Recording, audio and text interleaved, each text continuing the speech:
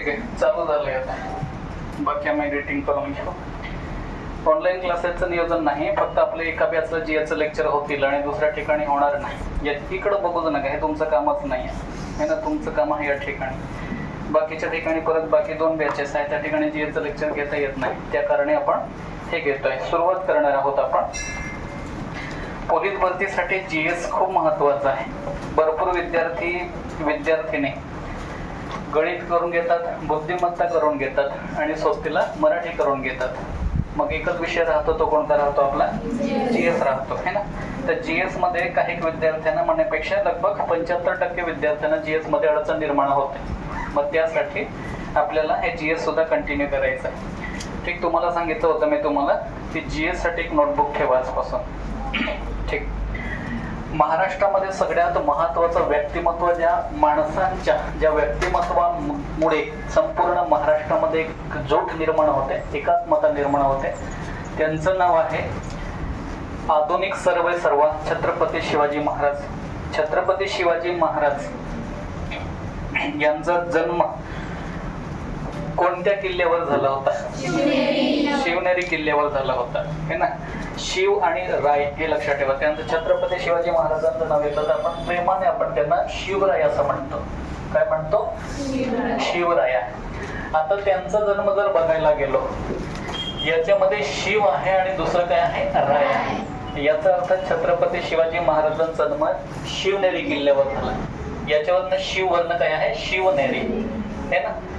शिवनेरी किल्ला. आणि त्याच्यानंतर रायवरनं आपण काय म्हणायचं? रायगड किल्ला.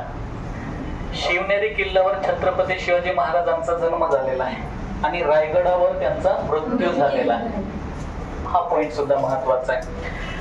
आणि शिवाजी महाराजांनी वयाच्या 16व्या वर्षी पहिला किल्ला जिंकला होता त्यांच्या आयुष्यामधला. कोणता किल्ला? कोणता किल्ला आहे? भरपूरदा प्रश्न पडलेला आहे. तर तोरणा हा किल्ला त्यांनी पहिल्यांदा जिंकलेला आहे. वयाच्या कितव्या वर्षी आहे? 16व्या वर्षी असं म्हटलं जातं. 16व्या वर्षी, है ना. आपण तर गोटे खेळत होतो, है ना. आता तर चॅटिंग व्हॉट्सअपवर करतोय. त्या कालखंडामध्ये त्यांनी वयाच्या 16व्या वर्षी, है ना, आपला तोरणा किल्ला जिंकून घेतला होता. आता बघा, याच्यामध्ये शिवाजी महाराजांचा जन्म, शिवाजी महाराजांचा जो जन्म आहे, शिवाजी महाराजांचा जन्म जो आहे तो कधी झालेला आहे? 19 जून 1630, है ना. 19 जून 1630. अरे जून म्हणतोय. जून महिन्यामध्ये आपल्याला 6 जून म्हणूया. 6 जून 1674 राज्याभिषेक झाला. 6 जून 1674 ला काय झाला आहे? राज्याभिषेक झाला आहे ना. राज्याभिषेक आहे. राज्याभिषेक म्हणजे काय? राजाला, छत्रपती शिवाजी महाराजांना छत्रपती हे स्थान भेटतात. त्या दिवसापासून खरा जनतेचे ते राजा झालेच आहे. आणि या ठिकाणी 19 फेब्रुवारी जन्म कधी होतो? 19 फेब्रुवारी 1630 ला. हे लक्षात ठेवा. 19 फेब्रुवारी 1630 ला त्यांचा शिवनेरी किल्ल्यावर त्यांचा जन्म होतो, है ना. मगाशी आपण चुकीची तारीख सांगितली गेली आपल्याकडनं. रायगड किल्ल्यावर त्यांचा मृत्यू होतो. रायगड किल्ला हा छत्रपती शिवाजी महाराजांची राजधानी सुद्धा होते, माहिती आहे का? राजधानी, है ना, मुख्य राजधानी आहे. आता सुरुवातीला रायगड ही राजधानी होती का? नाही. छत्रपती शिवाजी महाराजांनी पहिली जी राजधानी बनवली आहे तिचं नाव काय आहे? राजगड. कोणता गड आहे? राजगड. लक्षात ठेवायचा. पहिली राजधानी. भरपूरदा प्रश्न विचारला जातो, शिवाजी महाराजांच्या कालखंडामध्ये पहिली राजधानी. राजधानीवरनं राज हा शब्द आहे, म्हणून या ठिकाणी तुम्ही काय म्हणायचं? राजगड, है ना. भरपूरदा प्रश्न आलेले आहेत, लक्षातच ठेवा. हे झालं. याच्या नंतर छत्रपती शिवाजी महाराजांच्या आईचं नाव काय आहे? जिजाऊ आहे ना. छत्रपती शिवाजी महाराजांचं नाव काय आहे? जिजाऊ. आणि छत्रपती शिवाजी महाराजांच्या वडिलांचं नाव काय आहे ना? शहाजीराजे भोसले. लक्षात येत आहे? छत्रपती शिवाजी महाराज जन्माला येण्या अगोदर आई जिजाऊ लागते, बाप कोण लागतो? शहाजी महाराज लागतात है ना. आपल्याला तुम्ही पण मग आता तुम्ही बऱ्याचदा मी म्हणतो विद्यार्थी विद्यार्थिनीला, आपल्याला पण आपल्या पोटी जर छत्रपती शिवाजी महाराज जन्माला व्हायला पाहिजे असं जर वाटत असेल तर आपण व्हॉट्सअपला चॅटिंग करा. छत्रपती शिवाजी महाराज जन्माला येईन. शिवाजी महाराज ज्यावेळेस पोटामध्ये होता त्यावेळेस आपले जिजाऊ त्यांच्या आई वेगवेगळे ग्रंथाचं वाचन करत होते है ना. रामायण असेल, महाभारत असेल, असे जे माणसामध्ये एक उर्मी निर्माण करणारे असे व्यक्तिमत्वाची परिभाषा ते आपल्या सुपुत्राला शिकवत होते. हे आहे. याच्यामध्ये जर प्रश्न पडला तर तुम्ही नेहमी लक्षात ठेवा, शिवराय याच्यावरून आहे. शिव म्हणजे शिवनेरी किल्ल्यावर त्यांचा जन्म झालाय 19 फेब्रुवारी 1630 ला. रायगडावर शिवाजी महाराजांचा मृत्यू झालेला आहे. ते मृत्यू कधी होतो? 3 एप्रिल असं वाटतं मला, 3 एप्रिल 1680. बघायला गेलो तर छत्रपती शिवाजी महाराज आहे ना ते 50 वर्ष जगले. किती वर्ष जगले? 50 वर्ष. 50 वर्षामध्ये जबरदस्त एवढं कमी कालखंड. जन्म कमी आहे. त्यांच्या विरोधातला जो शत्रू बघायला तो औरंगजेब भरपूर वर्ष जगला. शिवाजी महाराजांचा मृत्यू हा 1680 ला होतो आणि औरंगजेबांचा मृत्यू हा 1707 ला होतो. 1707 म्हणजे शिवाजी महाराज मेल्यानंतर त्यांच्यानंतर 27 वर्ष औरंगजेब हे ना जगतात. असो, हे तुम्ही लक्षात ठेवा. भरपूर ठिकाणी तुम्हाला प्रश्न पडतात याच्यावरनं. असो, एक कायदा माहिती आहे तुम्हाला? सती कायदा. सती कायदा म्हणजे सती प्रथा म्हणजे नेमकं काय आहे? सती प्रथा बघा तुम्हाला सांगतो. बघा आता मुली आहात तुम्ही या ठिकाणी आहे. सती प्रथा म्हणजे खूप जुनी जी रूढी परंपरा आहे ती खूप विचित्र होते. सती याचा अर्थ काय होता? सती प्रथा. सती प्रथा म्हणजे आपला जो पती मेला है ना, पतीची डेथ झाली, मृत्यू झाला, त्याच्यानंतर पत्नीला सुद्धा पती सोबत अंत्यविधीमध्ये जिवंतपणे टाकून देणे है ना. म्हणजे पती मेल्यानंतर पत्नी सुद्धा स्वतः मरून जाणे. समाजाला तर तशा रूढी परंपरा, खूप विचित्र रूढी परंपरा होत्या. मग याच्यामध्ये सती प्रथा म्हणजे पती सोबत पती मेला, आता पत्नी मरून गेली म्हणून पत्नी मरून गेली तर पतीला सोबतीला जाळलं जाईल का? नाही जाळलं जाणार. कोणाला जाळलं जाईल? मग फक्त पत्नीला, म्हणजे फक्त महिलेला हे ना. तसं होतं, जुनी रूढी परंपरा आहे. मग याच्यामध्ये आपले एक महान समाज सुधारक झाले. आधुनिक भारताचे जनक कोणाला म्हटलं जातं? राजाराम मोहन राय. आधुनिक भारताचे जनक कोणाला म्हटलं जातं? राजाराम मोहन राय. राजा राम मोहन रॉय आहे ना. राजाराम मोहन राय यांचे असं ऐकून आहे मी की त्यांच्या ज्या आई आहेत लहानपणी असताना डेथ झाली. त्यांच्या आईचा मृत्यू लवकरच झाला आणि त्याच्यानंतर त्यांच्या वहिनीच त्यांचा उदरनिर्वाह केला. म्हणजे आईची जागा कोणी घेतली आहे? वहिनीने घेतली आहे. मला लहानपणाचं मोठं केलं राजाराम मोहन राय यांना. आणि त्यांच्या नंतर त्यांचा भाऊची डेथ झाली. कोणाची डेथ झाली? भाऊच्या. कोणाच्या भाऊच्या? राजाराम मोहन राय यांच्या. मग वहिनी सती गेल्या म्हणजे भावांच्या डेथ बॉडी सोबतीला चितावर ते सुद्धा स्वतः या ठिकाणी गेल्या. तर त्यांना खूप वाईट वाटलं होतं. अक्षरशः रडत होते. खूप वाईट वाटलं होतं. मग त्यावेळेस आता असं वाटलं की आता एक स्त्री आहे, जर स्त्री मरून गेली तर पती जात नाही, तर पती मेल्यानंतर पत्नी सुद्धा जाऊ नये, ही त्यांची मानसिकता आहे. स्त्रीवर अन्याय होणार आहे, खूप मोठा अन्याय होता. मग त्यावेळी राजाराम मोहन राय यांनी या प्रथेविरोधात आवाज उठवला आणि ही प्रथा 1829 साली बंद करण्यात आली होती. आणि तेव्हा जे महान व्यक्ती होते असं म्हटलं जाईल त्यांनी परमिशन दिली होती. तेव्हाचे गव्हर्नर जनरल कोण होते? William Bentinck. हे लक्षात ठेवा. ही सती प्रथा बंद करण्याचं क्रेडिट कोणाला जातं? तर विल्यम बेंटिंग है ना.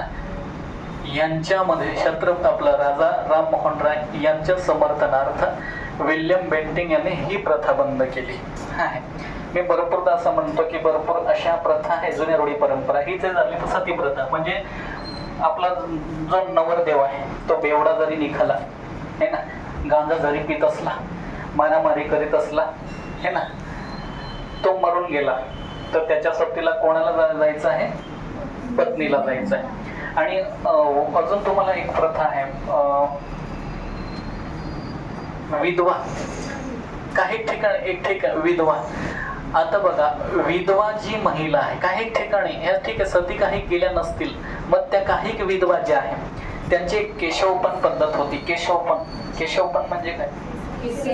केस कापून टाकायचे मुलींचे है ना, केस कापून टाकायचे, केस डोक्यावर ठेवायचेच नाही. बिगर केसाची मुलगी कशी दिसेल हे ना, शोभन का ते नाही शोभणार आहे. मग पती मरून गेला तर तिचे केस कापून टाकायचे, मग ती समाजामध्ये त्याला फिरू द्यायचं नाही. मग एक प्रकारचे ती घराच्या बाहेर निघणारच नाही, एक प्रकार आहे. समाजामध्ये त्याला फिरण्याचा अधिकार कधीही नाही. मग हे असायचे.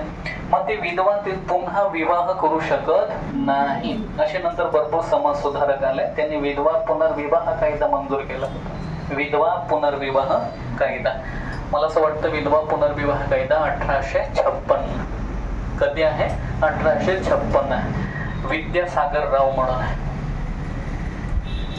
विद्यासागर राव यांनी विधवा पुनर्विवाह कायदा पारित करण्यात खूप मोलाची भागीदारी घेतलेली आहे. विद्यासागर राव, तुम्ही लक्षात ठेवा. अजून हे केशवपन पद्धत झाले.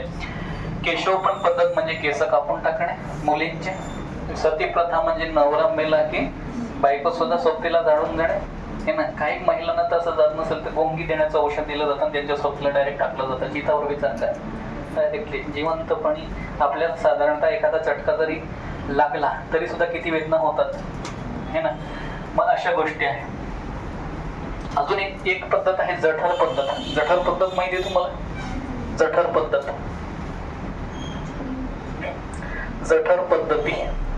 जठर पद्धती म्हणजे काय आहे की जो पुरुष आहे नवरदेव आहे तो 60 वर्षाचा म्हातारेपणी, आणि महिला जी मंडळ आहे ते एकदम कमी वयामध्ये, लगभग 10, 11, 12, 13 वर्षाची मुलगी, आणि मुलगा किती वर्षाचा? 60-70 वर्षाचा. 60-70 वर्षाचा मुलगा म्हणतो का त्याला? काय म्हणतो? पहिले असं चालायचं बेटा, असं चालायचं पहिले. म्हणजे मुलगी 11, 10, 12, 13 वर्षाची असायची आणि म्हातारा किती वर्षाचा असायचा? आणि भरपूर आता एक पुरुष भरपूर स्त्री सोबत लग्न करू शकत होता त्या कालखंडामध्ये. आपल्या गावाकडे अजून पण काही ठिकाणी रूढी परंपरा आहे ग्रामीण एरियामध्ये है ना. तर ही जठर पद्धत ही सुद्धा नंतर बंद करण्यात आली होती. म्हणजे म्हातारं नवरदेव खूप म्हातारा आणि मुलगी एकदम कमी वयाची. सती प्रथा म्हणजे सोबतीला नवऱ्यासोबत जोडून जाणे, मरून जाणे, आणि सोबतीला विधवा पुनर्विवाह, अशा भरपूर गोष्टी याच्यामध्ये त्यांनी केलेल्या आहेत. असो, तर सती प्रतिबंधक कायदा कोणत्या वर्षी पारित करण्यात आला? 1829 ला. नेहमी लक्षात ठेवा, विल्यम बेंटिंग यांनी खूप महत्वाचा रोल प्ले केलेला आणि त्याला बाटफड म्हणून कोणी मदत केलेली आहे? राजा राममोहन. काही कसे होते बघा, ही सती प्रथा बंद होऊ नये याच्यासाठी प्रतिअर्ज केले होते. काही काय असे नालायक असतात समाजामध्ये. ठीक आहे. मुंबई या ठिकाणी आर्य महिला समाजाची स्थापना कोणी केलेली आहे? पंडिता रमाबाई. 1882. कोणत्या वर्षी झालेली आहे? 1882. महिला समाजाचे आर्य महिला समाज, आर्य महिला समाज.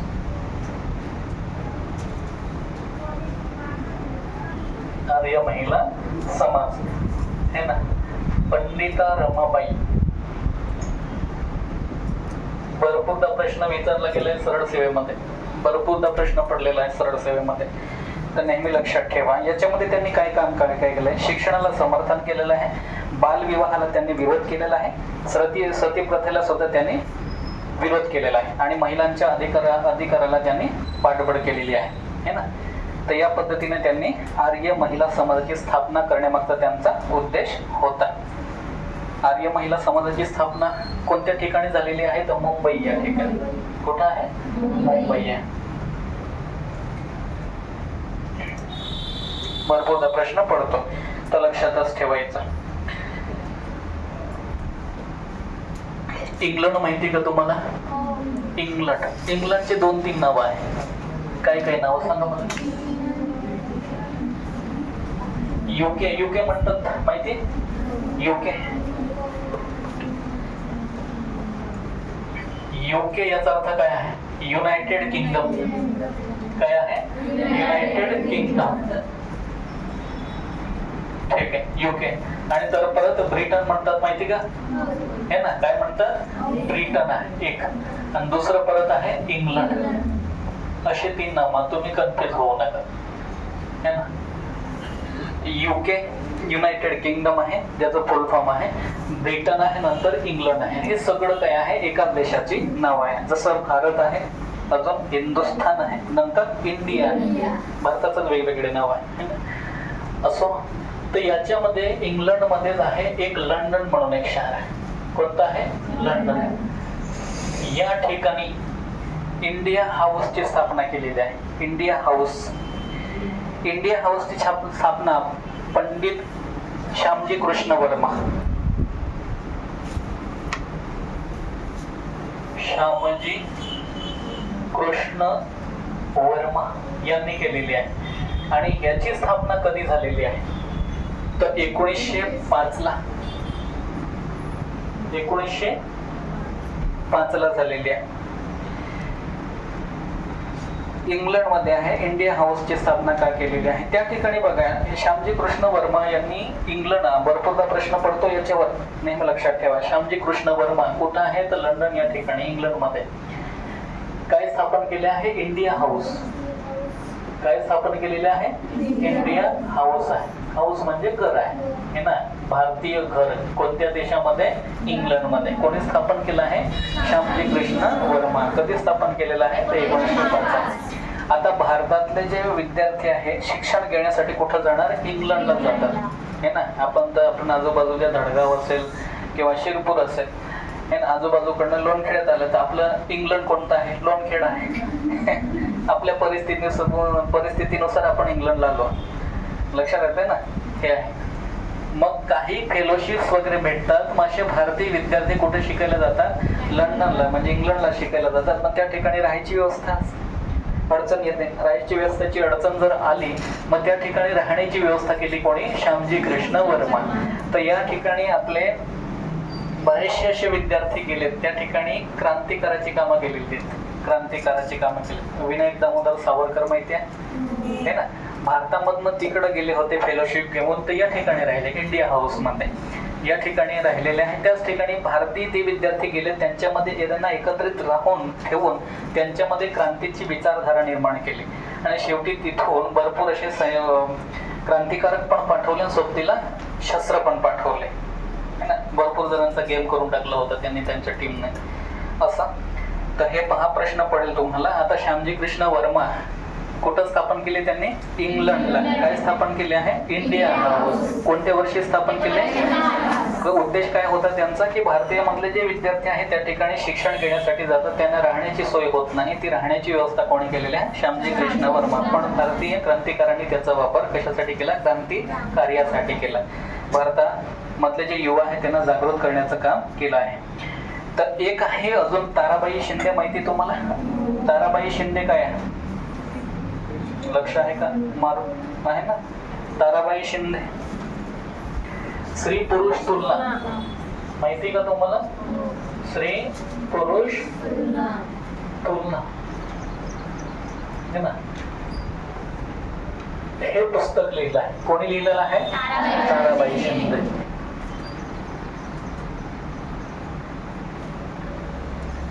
आता तुम्हाला मी म्हणतोय, तुम्हाला आता तुम्ही जे शिक्षण घेत आहात, तुम्ही आता जे शिक्षण घेत आहात त्याच्यामध्ये असे भरपूर क्रांतिकारक नव्हे तर असे भरपूर समाज सुधारक आहेत. त्यांचा रोल महत्वाचा आहे. महात्मा ज्योतिबा फुले, है ना, सावित्रीबाई फुले समाजांच्या विरोधामध्ये जाऊन स्त्रियांसाठी काम केलेलं आहे. पण दुर्भाग्याने त्यांचा वाढदिवस हा शिक्षक दिवस म्हणून साजरा होत नाही, है ना. शिक्षणाची सुरुवात त्यांनी केली. एकदम कमी वयामध्ये लग्न झालं, परिस्थितीचं बाण ठेवून होणाऱ्या स्त्रियांवर अन्याय यांची जाणीव ठेवून त्यांनी असे भरपूर काम केलेले आहे. मुलींची पहिली शाळा सुद्धा स्थापन त्यांनी केली होती. संपूर्ण भारतामध्ये मुलींची शाळा 1848 है ना. बुधवार पेठ कोणतं आहे?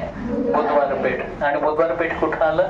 पुणे या ठिकाणी. यांनी कोणती शाळा चालू केली? त्यांनी मुलींची पहिली शाळा है ना, मुलींची पहिली शाळा स्थापन केली. पहिली शाळा असं आहे बुधवार पेठ मध्ये 1848 मध्ये है ना. आज दुर्भाग्याने मी बऱ्याचदा म्हणतो की आज त्याच ठिकाणी दुर्भाग्याने संपूर्ण भारतामधली पहिली मुलींची शाळा निर्माण होते. आणि ती शाळा निर्माण करण्यामध्ये फुले दाम्पत्यांचा रोल आहे. महात्मा फुले आणि सावित्रीबाई फुले. महात्मा फुले यांनी स्वतःच्या पत्नीला पहिले शिकवलं. नंतर त्या महात्मा फुलेच्या मदतीने स्वतः शिकवायला जायच्या. आणि त्यांचं जर तुम्ही त्यांचं जीवनचरित्र जर वाचाल तर एका ठिकाणी सांगितलेलं आहे की सावित्रीबाई फुले शाळेमध्ये शिकवायला जाण्यासाठी स्वतः पहिले आपली एक साडी घालायच्या आणि सोबतीला बॅगेमध्ये एक साडी घेऊन जायच्या हे ना. कशासाठी? तर त्या ठिकाणी रस्त्यामध्ये जाताना ना काही महिला असतील किंवा पुरुष असतील त्यांच्यावर शेण टाकायचे. काय टाकायचे? शेण टाकायचे हे ना. एकदम मग का? कारण स्त्रियांना शिक्षणाचा अधिकार नाही आणि तो ते काम करत आहे म्हणून आहे. मग ते शेण टाकून दिल्यानंतर ते घाण होऊन जायची साडी. मग त्या शाळेमध्ये गेल्यानंतर ते एक्सचेंज करून दुसरी साडी घालून परत मुलींना शिकवायचे हे ना. हे त्यांनी स्ट्रगल त्या ठिकाणी केलेलं आहे. 1848 ला बुधवार पेठ. आता या ठिकाणी बघा देशामधली पहिली शाळा या ठिकाणी चालू होते. दुर्भाग्याने माझं शिक्षण पुण्यात झालंय. पुण्यात गेल्यानंतर आम्ही या ठिकाणी पुस्तकालय पण आजूबाजूला ABC चौक म्हणून आहे पुण्यामध्ये. त्या ठिकाणी संपूर्ण पेठमध्ये आहे ना पुस्तकं अवेलेबल आहे. तर त्या ठिकाणी बुधवार पेठमध्ये वेश्या व्यवसाय केला जातो. प्रशासनाला पण माहिती आहे, महाराष्ट्र सरकारला पण माहिती आहे, बाकीचे केंद्रीय मंत्री त्यांना पण माहिती आहे. पण ज्या ठिकाणी शाळा तर तिथे बुधवार पेठ आहे, शिक्षणाची सुरुवात तिथून झाली भारताच्या महिलांची. आणि त्या ठिकाणी असे व्यवहार होत आहे, व्यवसाय होत आहे. सगळ्यांना माहिती असून सुद्धा त्या ठिकाणी दुर्भाग्य होतं. मला वाईट वाटतं या गोष्टीचं. जिथून शिक्षण सुरुवात होणार असेल मग त्या पवित्र स्थान जे बुधवार पेठ म्हणून आहे ते या गोष्टीसाठी तिथं ओळखलं जातं. असो तुम्ही लक्षात ठेवायचे. मग भारतामधली पहिले शिक्षिका होण्याचा जो सन्मान आहे तो कोणाला भेटला आहे? सावित्रीबाई फुले है ना. फुले. असो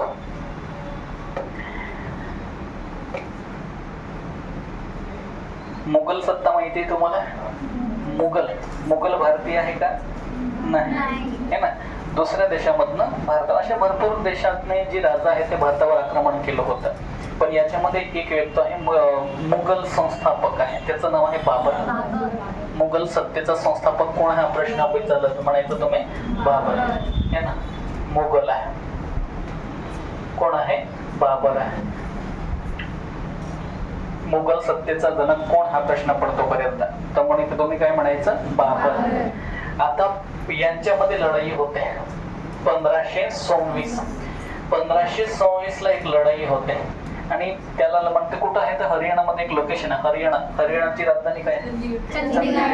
हरियाणाची राजधानी चंदीगड आहे. तर पंजाबची राजधानी काय आहे? चंदीगड आहे. याच्या मागची हिस्ट्री म्हणजे दोन राज्याची एक राजधानी आहे है ना. दोन राज्याची काय आहे? एक राजधानी आहे. हरियाणामध्ये कोणती भाषा बोलली जाते? हिंदी है ना. हरियाणामध्ये कोणती भाषा बोलली जाते? हिंदी म्हणजे एक प्रकारचा हिंदू समाज आहे त्या ठिकाणी. आणि पंजाबमध्ये कोणता समाज आहे? शीख समाज आहे. मग शीख समाज म्हणतो आहे की दोन राज्य निर्माण झाले, एक हरियाणा आणि दुसरा कोण आहे? पंजाब. पंजाब म्हणतंय की चंदीगड राजधानी आमची असायला पाहिजे आणि हरियाणा काय म्हणतोय? ही राजधानी आमची असायला पाहिजे. मग त्या ठिकाणी परत हिंदू आणि मुस्लिम याच्यामध्ये पहिल्यापासून कडवटपणा निर्माण झाला आणि शेवटी त्याचा भारत आणि पाकिस्तान निर्माण झाला.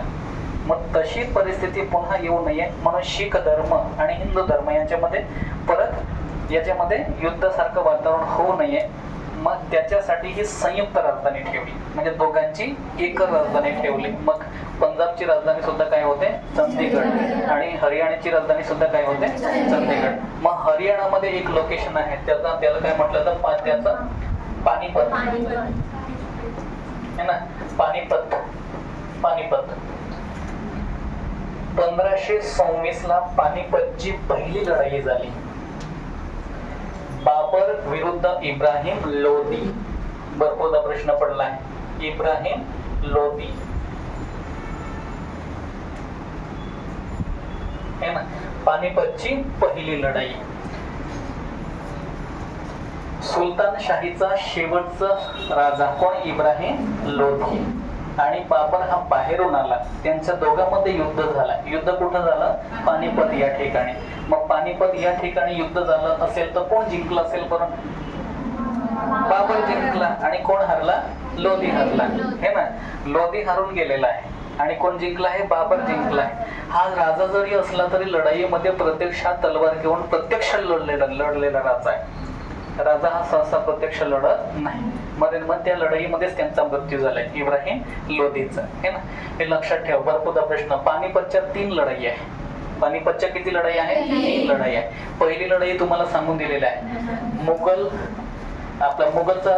सत्तेचा संस्थापक कोण आहे? बाबर आणि लोदी मध्ये लढाई झाली आणि या दोघांमध्ये कोण जिंकला आहे? बाबर. कधी झाले आहे? 1526 ला. आणि कोणत्या ठिकाणी आहे?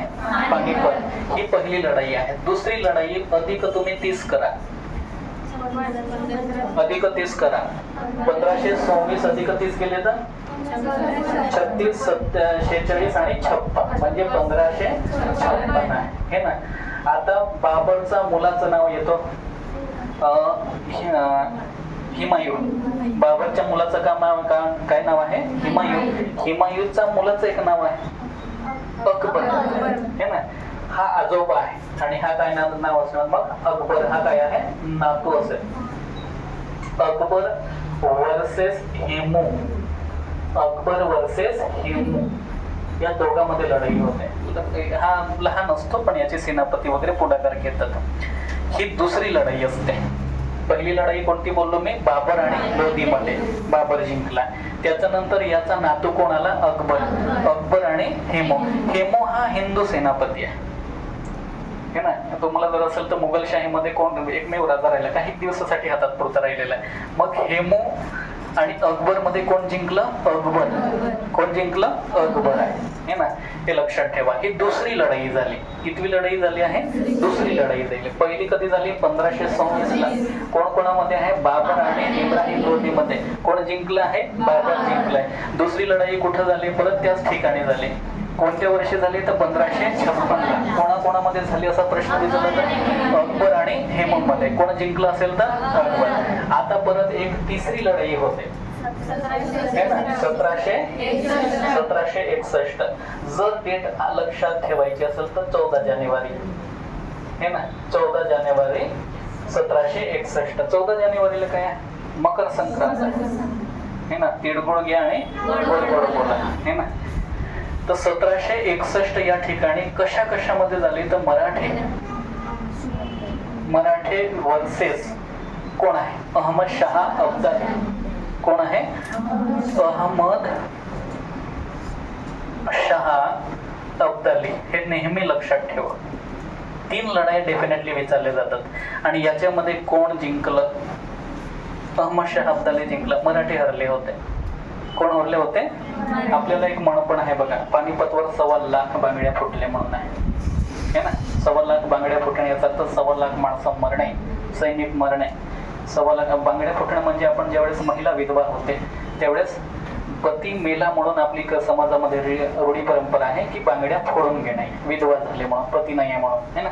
मग त्या युद्धामध्ये मराठी प्रत्येक घरामधला एक व्यक्ती मेला असेल असं वाटतं, सांगितलं जातं त्या कालखंडामध्ये है ना. आता मराठ्यांची चूक अशी झाली की त्यावेळेस युद्ध आपले गाणं पण आहे की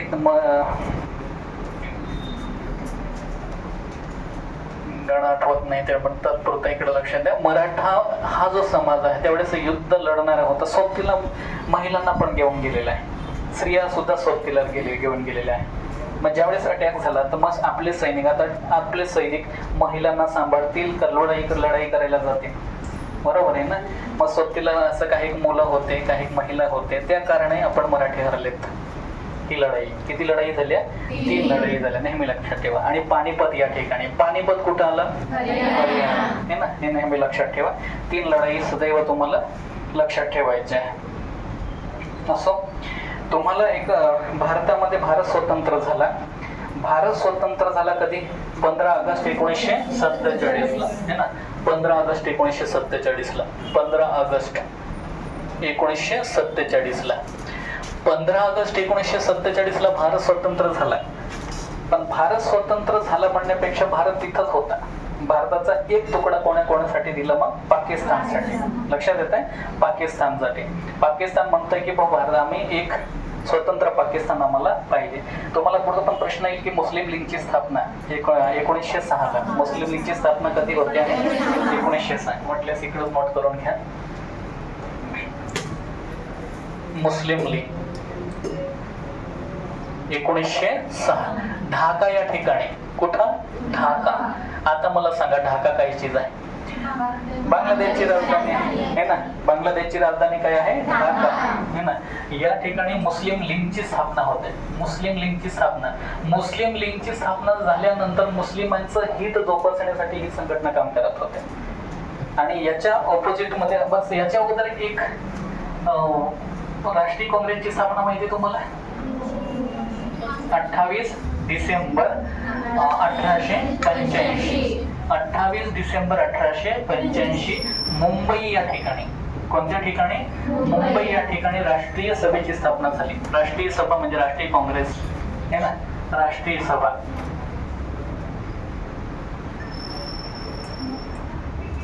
राष्ट्रीय सभेची स्थापना लक्षात ठेवा. राष्ट्रीय आता सध्याची जी काँग्रेस आहे ती ही आहे.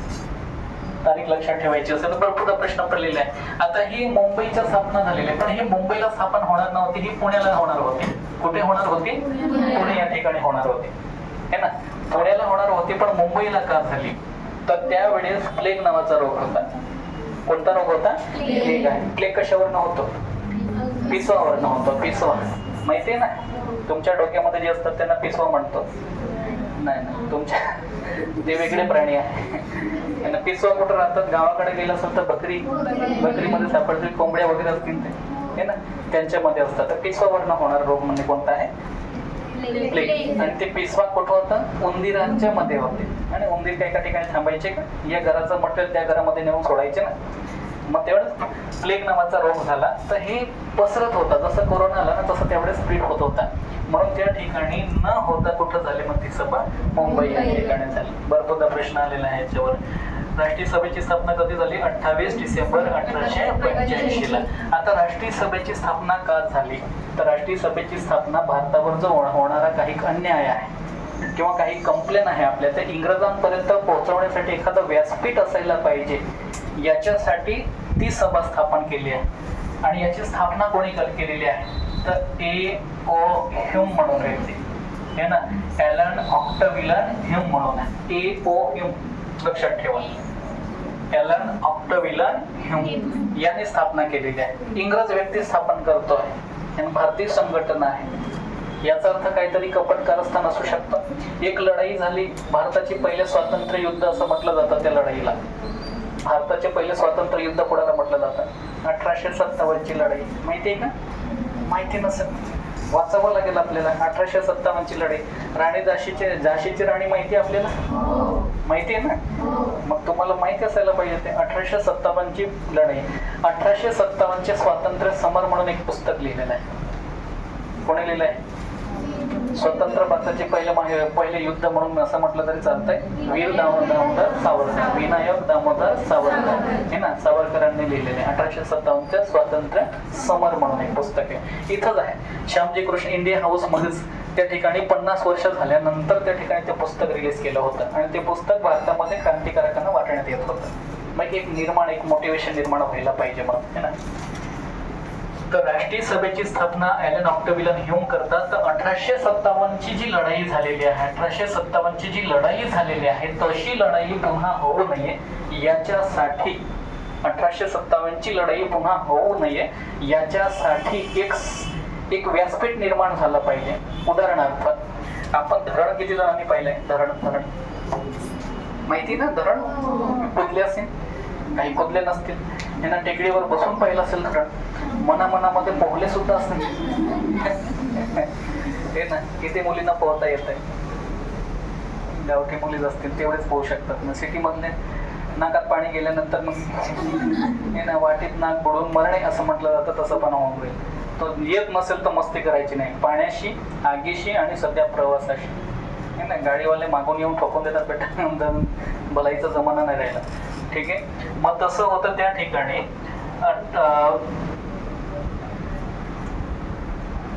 धरणला एक मोहरी म्हणून म्हणायची. मोहरी माहिती आहे तुम्हाला? मोहरी म्हणजे ते पाणी निघण्याचं एक साधन केलेलं असतं. का करतात त्याला?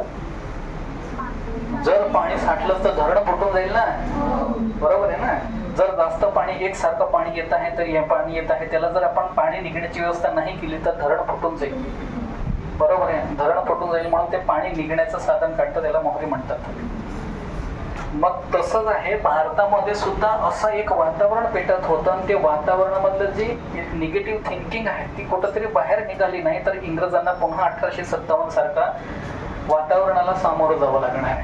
म्हणून त्यांनी एक व्यासपीठ निर्माण केलं, याला सेफ्टी वॉल सुद्धा म्हणतात. काय म्हणतात? Safety wall. म्हणजे एक प्रकारचं त्यांना सेफ्टी स्वतःला तयार करून घ्यायची होती. इंग्रज व्यक्ती स्थापन करतो, एलन ऑक्टोविला ह्युमन. शेवटी याच्यामध्ये नेहमी संघर्ष होत राहिला. नंतर मुस्लिम लीग ही फक्त मुस्लिमांची बाजू मांडणारी संघटना ठरली, आणि बॅरिस्टर अली जिना यांचं नेतृत्व त्यांनी केलं. त्यामुळे शेवटी भारत आणि पाकिस्तानची निर्मिती होते. वेगळे होतं, भारत आणि पाकिस्तानचे तुकडे होतात, है ना. हे नेहमी लक्षात ठेवा. मुस्लिम लीगची स्थापना कधी होते? 1906 ढाका या ठिकाणी, है ना. आगा खान म्हणून एक व्यक्ती, आगा खान नावाचा एक व्यक्ती आहे, त्याच्या पुढाकाराने मुस्लिम लीगची स्थापना होते. आणि राष्ट्रीय काँग्रेसची स्थापना कधी होते? 1885 ला एलन ऑक्टोविला ह्युमन यांनी स्थापन केलेली आहे. तर भारत स्वतंत्र झाला त्याच्यानंतर मग असे भरपूर संस्थान जे होते. संस्थान म्हणजे काय माहिती का? पहिले राजा असायचे. राजा माहिती? आपल्या धडगामध्ये काठी गाव माहिती आहे तुम्हाला? काठीचे सुद्धा राजा होते. बरोबर, माझे पण काही राजा बीज असतील आहे का? सध्याचे राजा नाही, पहिले राजा. सध्याचे राजा वोट म्हणतात, 300 रुपये देतात आणि तुम्ही घेतात आणि वोट देतात दुसऱ्याला. नाही घेता, चांगली गोष्ट, पुढच्या वेळेस घेऊ नका. ठीक आहे. मग असे भारत स्वतंत्र झाल्यानंतर राजा होते. मग ते राजा एक आहे अजून, माउंट बॅटन योजना म्हणून एक प्रकार आहे.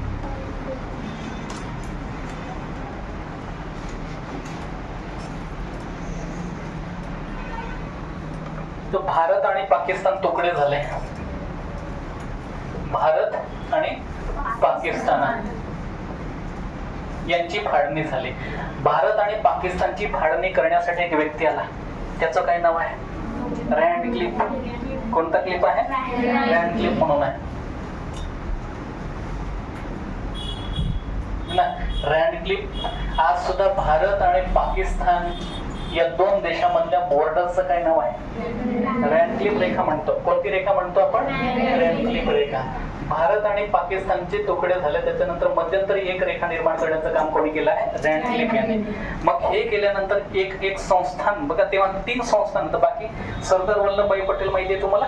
सरदार वल्लभभाई देशाचे पहिले गृहमंत्री होतात, आणि भारतामधले वेगवेगळे असे लगभग 550+ रियासती होते, म्हणजे 550+ राजा होते. आणि माउंट बॅटन काय म्हणतोय की भाऊ, भारताचा एक तुकडा आहे, हा भारत झाला, आणि हे एक पाकिस्तान झालं, आणि एक तिसरा घटक येतो संस्थान. संस्थान म्हणजे राजे. याचे मालक कोण असायचे? राजे. मग या राजांना त्यांनी निर्णय दिला की तुम्ही एक तर पाकिस्तानमध्ये सामील होऊ शकतात, किंवा कुठे सामील होऊ शकतात? भारतामध्ये सामील होऊ शकतात. दोघांपैकी तुम्हाला एका ठिकाणी सामील होऊ शकतात, किंवा तुम्ही स्वतंत्र राहू शकतात, हे ना. हा निर्णय तुम्हाला दिलाय. मग भरपूर राजा कोणाच्या अंडरमध्ये जाऊ असं वाटेल का? नाही. राजा आहे, रुबाब आहे, आपापल्या पद्धतीने आपल्याला जगू वाटत असेल, एक राजवाडा, एक स्टेटस मेंटेन ठेवायचा. मग त्यावेळेस त्यांनी ना स्वतंत्र राहण्याचा प्रयत्न केला. काय केलं त्याने?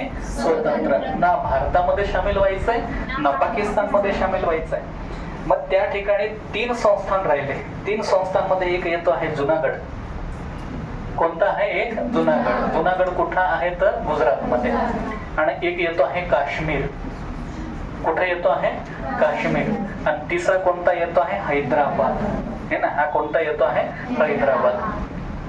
हे 3 संस्थान जे आहे हे भारतामध्ये सामील होत नव्हते. काश्मीरचा विषय आता पण चालूच आहे.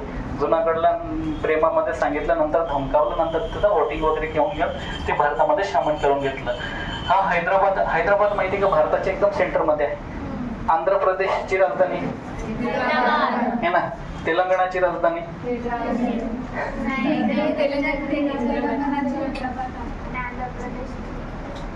इकडं लक्ष द्या. आता हैदराबाद हे संस्थान आहे ना, भारत जर बघायला गेलो या पद्धतीने हा भारताचा नकाशा आहे, तर या ठिकाणी हैदराबाद आहे. हा संस्थान होता तेव्हाचा. आता हे म्हणतं मला पाकिस्तान मध्ये सामील व्हायचं आहे. कुठं म्हणतं आहे? पाकिस्तान ऑलरेडी कुठं होतं? या ठिकाणी. आणि इथं बांगलादेश. पहिले हे सुद्धा काय होतं? पाकिस्तान. लक्षात ठेवा, पहिले हे बांगलादेश सुद्धा काय होतं? पाकिस्तान. बांगलादेश 1947 ला हा एक पाकिस्तान होता आणि हा एक पाकिस्तान होता. 2 पाकिस्तान होते. आता हे आपलं म्हणणार की एकच घर आहे आपलं. मुंबईमध्ये एक घर आहे आणि लोणखेड्यामध्ये एक घर आहे, तर म्हणणार आपण हे आमचंच घर आहे. बेटा तिकडं इकडे एखादं लुटून चाललं जाईल ना, हे ना. मग पाकिस्तान म्हणतंय की हे पण पाकिस्तान, हे पण पाकिस्तान. इंदिरा गांधी आले, असं चालणार नाही, हे ना, असं अजिबात चालणार नाही, हे ना. पाकिस्तानला पटेल तेव्हा ठोकलं, मला पाकिस्तान पाहिजे, हो म्हणे. अजून एक कानाखाली वाजवली त्याला, हे ना. अजून पाहिजे, हा अजून पाहिजे, दिली कानाखाली. मग अजून पाकिस्तान पाहिजे तुला, नाही. मग आता काय? बांगलादेश. 1971 ला बांगलादेश स्वतंत्र देश म्हणून निर्माण झाला. पूर्व बांगलादेश म्हटलं जातं. हा काय झाला मग? बांगलादेश. हा बांगलादेश. पहिले काय होता? हा पाकिस्तान. कोणी वेगळा केला? इंदिरा गांधी, हे ना. इंदिरा गांधी साधा व्यक्ती नाही बेटा, ठीक. मग हा एक रडत पाकिस्तान. मग पाकिस्तान रडत बसले, आज पण रडत आहे, क्रिकेट खेळताना पण रडत होते. मग हे सेंटर मधलं हे जे संस्थान होतं हे काय होतं? हैदराबाद संस्थान. हे काय म्हणायचं? मी पाकिस्तान मध्ये सामील होऊन जाणार, हे ना. पाकिस्तान मध्ये सामील होऊन जाणार. मग आपल्या देशाचे पहिले गृहमंत्री कोण होते?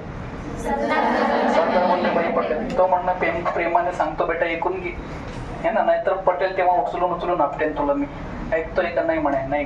तर त्याने तो हैदराबाद संस्थानमधला जो राजा होता ना, त्याची एक रजाकार म्हणून एक सैन्याची तुकडी निर्माण केली होती. खूप अत्याचार केला त्यांनी, खूप अन्याय निर्माण केलं होतं. तेव्हाचे ते कापाकापी करून घ्यायचे, डायरेक्ट मारून द्यायचे, खूप अन्याय. मग शेवटी सरदार वल्लभभाई पटेल यांना त्यांना माहिती पडले आणि त्यांनी डायरेक्टली ऍक्शन घेतली. कोणावर घेतले? हैदराबाद. मग यावर एक ऑपरेशन पोलो नावाची. ऑपरेशन काय आहे? पोलो. भरपूरदा प्रश्न विचारला जातो. Operation polo. ऑपरेशन पोलो सैनिकी कारवाई. आता नुकतीच भारताने पाकिस्तानवर एक कारवाई केली, ऑपरेशन सिंदूर. माहिती आहे ना? ऑपरेशन सिंदूर. घटना माहिती आहे तुम्हाला? ऑपरेशन सिंदूर आहे ती आहे.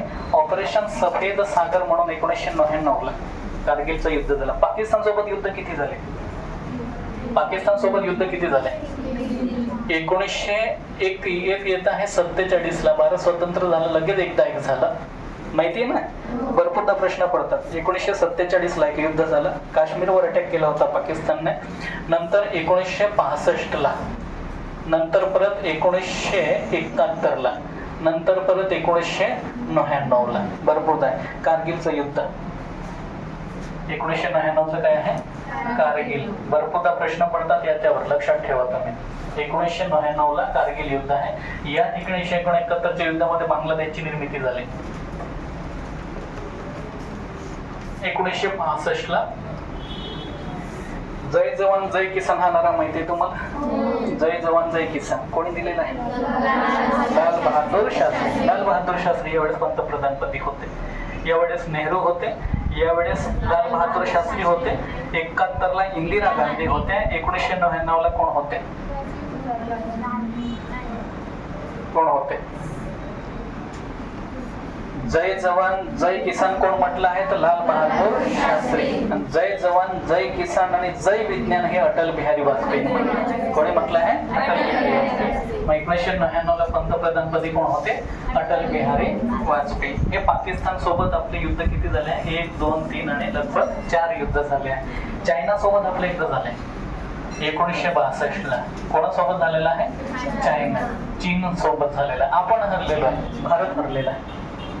चीन सोबत युद्ध, एकच युद्ध आपण चायना सोबत हरलं, एकच युद्ध झालं, त्याच्यामध्ये आपण हरलो. पाकिस्तानला तर पटेल तेव्हा मारलेलं आहे. 47 ला कुठला, 65 ला कुठला, 71 ला कुठलं, अजून 99 ला पण कुठलं, हे ना.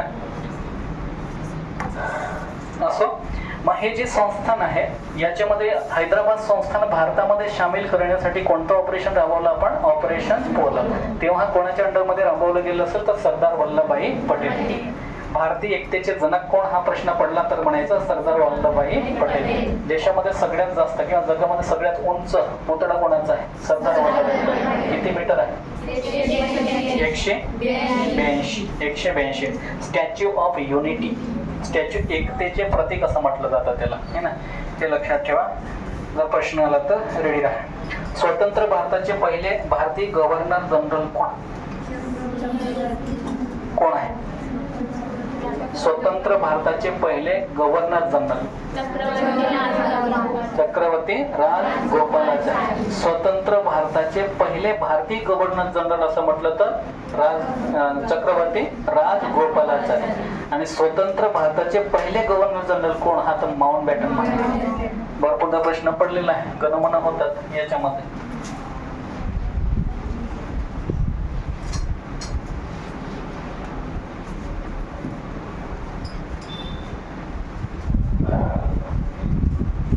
स्वतंत्र भारताचे पहिले गव्हर्नर जनरल कोण? तर लॉर्ड माउंटबॅटन.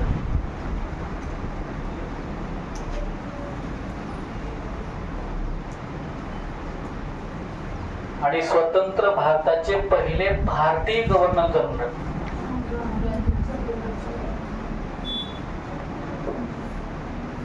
चक्रवर्ती राजगोपालाचारी. आणि स्वतंत्र भारताचे शेवटचे भारतीय गव्हर्नर जनरल दोनच झालेले आहेत, त्याच्यापैकी मग हा शेवटचाच राहील तो. प्रश्न एमपीएससी ला पण पडलेले आहे. स्वतंत्र भारताचे पहिले गव्हर्नर जनरल कोण आहे? तर लॉर्ड माउंटबॅटन आहे. याच्यानंतर कोणाला? भारतीय व्यक्ती, हा तर इंग्रज आहे. लॉर्ड माउंटबॅटन आहे का? तुमचं माउंटबॅटन नाव असू शकतं का? भारतीय मुलांचं नाही असणार, है ना. आपलं काय काय असतं? रमेश, गणेश, सुरेश असं असतं. ठीक.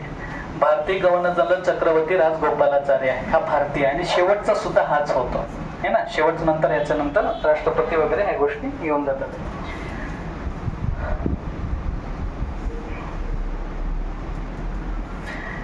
मुंबईला जाताना कशात जातात? पोलीस भरती देण्यासाठी ट्रेन मध्ये जातात. तर तुम्हाला माहिती असायला पाहिजे की भारताची पहिली ट्रेन कधी चालू झाली? 1853 ला. आणि तारीख लक्षात ठेवायची असेल तर 16 एप्रिल, है ना, 1853 ला, है ना. मुंबई ते ठाणे. कुठं? मुंबई ते ठाणे. मुंबई ते ठाणे हे लक्षात ठेवा. मुंबई ते ठाणे हे त्यावेळेस 34 किलोमीटर अंतर त्यांनी त्या रेल्वेने पहिली ट्रेन चालू झाली. पहिले कोळसा टाकला जातात, झुक आगीन घडी म्हणून पहिली दुसरीला गाणं ऐकलं असेल तुम्ही, है ना. असं आहे, धुवा निघतो आहे, त्याच्यामध्ये कोळसा टाकायचा आहे. असे किती किलोमीटर गेले? 34 किलोमीटर आहे. 1853 ला 16 एप्रिल मुंबई ते ठाणे हे अंतर आहे, 34 किलोमीटर आहे. तिकीट काढून जायचं. जातात ना? जातात का नाही? कोणाच्या कालखंडामध्ये ती चालू झाली होती? Lord Dalhousie. कोणते होते? Lord Dalhousie. डलहौसी, है ना, यांच्या कालखंडामध्ये चालू. तेव्हाचे नरेंद्र मोदी, है ना. लॉर्ड डलहौसी यांच्या कालखंडामध्ये पहिली रेल्वे 1853, 16 एप्रिल 1853 मुंबई ते ठाणे. किती किलोमीटर आहे? 34 किलोमीटर हे झाले, चालू झाले होते. 1857 युद्ध माहिती आहे? 1857 युद्ध, 1857 युद्ध, है ना. याच्यामध्ये एक व्यक्ती, त्यांना पराभूत शिवाजी म्हटलं जातं. कोण? तात्या टोपे. कोण आहे? तात्या टोपे. लक्षात ठेवायचं, तात्या टोपे यांना काय म्हटलं जातं? पराभूत शिवाजी असं म्हटलं जातं, है ना. छत्रपती शिवाजी महाराजांसारखं नेतृत्व होतं यांचं. पराभूत शिवाजी यांना म्हटलं जातं, हे लक्षात ठेवा. आता येवला या ठिकाणी आहे, त्यांचा जन्म कुठं झालेला आहे तर येवला. प्रश्न पडलेले आहे, तर यांचा जन्म कुठं झाला येवला. आणि येवला हे लोकेशन कुठं आलं तर नाशिक मध्ये. कुठं आलंय नाशिक मध्ये. आता सध्याचा कुंभमेळा कुठं भरणार आहे नाशिक या ठिकाणी आहे. लक्षात येत आहे. आपलं सिलेक्शन जर झालं असतं तर आपण ड्युटीला गेलो असतो नाशिकला, बरोबर आहे ना, कुंभमेळा पाहून घेतला असता. तर आपण पुढचा कुंभमेळा बघू आता. नाशिक या ठिकाणी आहे. तात्या टोपे यांचा जन्म कुठं झाला येवला. येवला कुठं आलं नाशिकला है ना. 1857 युद्धामधले त्याने खूप गनिमी कावा माहिती तुम्हाला. गनिमी कावा छत्रपती शिवाजी महाराजांच्या कालखंडामधले युद्ध करण्याची पद्धती आहेत, गनिमी कावा म्हणतात त्यांना.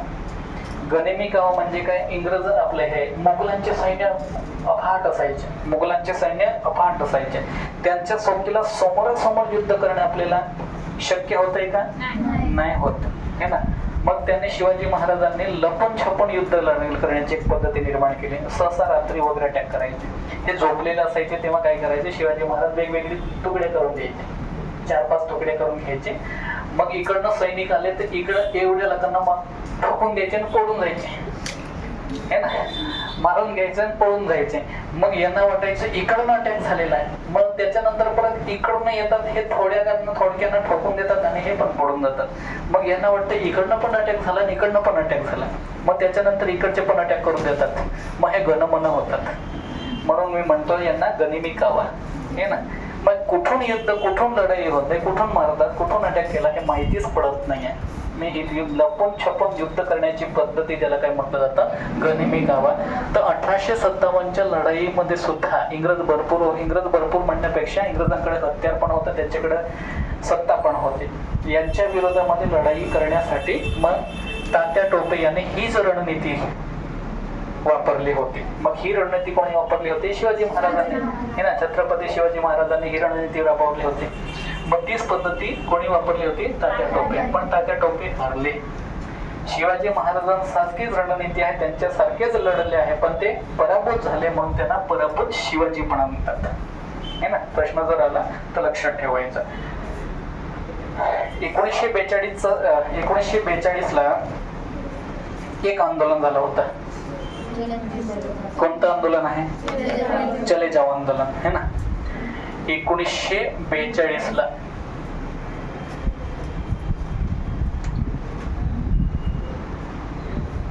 चले जाओ आंदोलन आहे.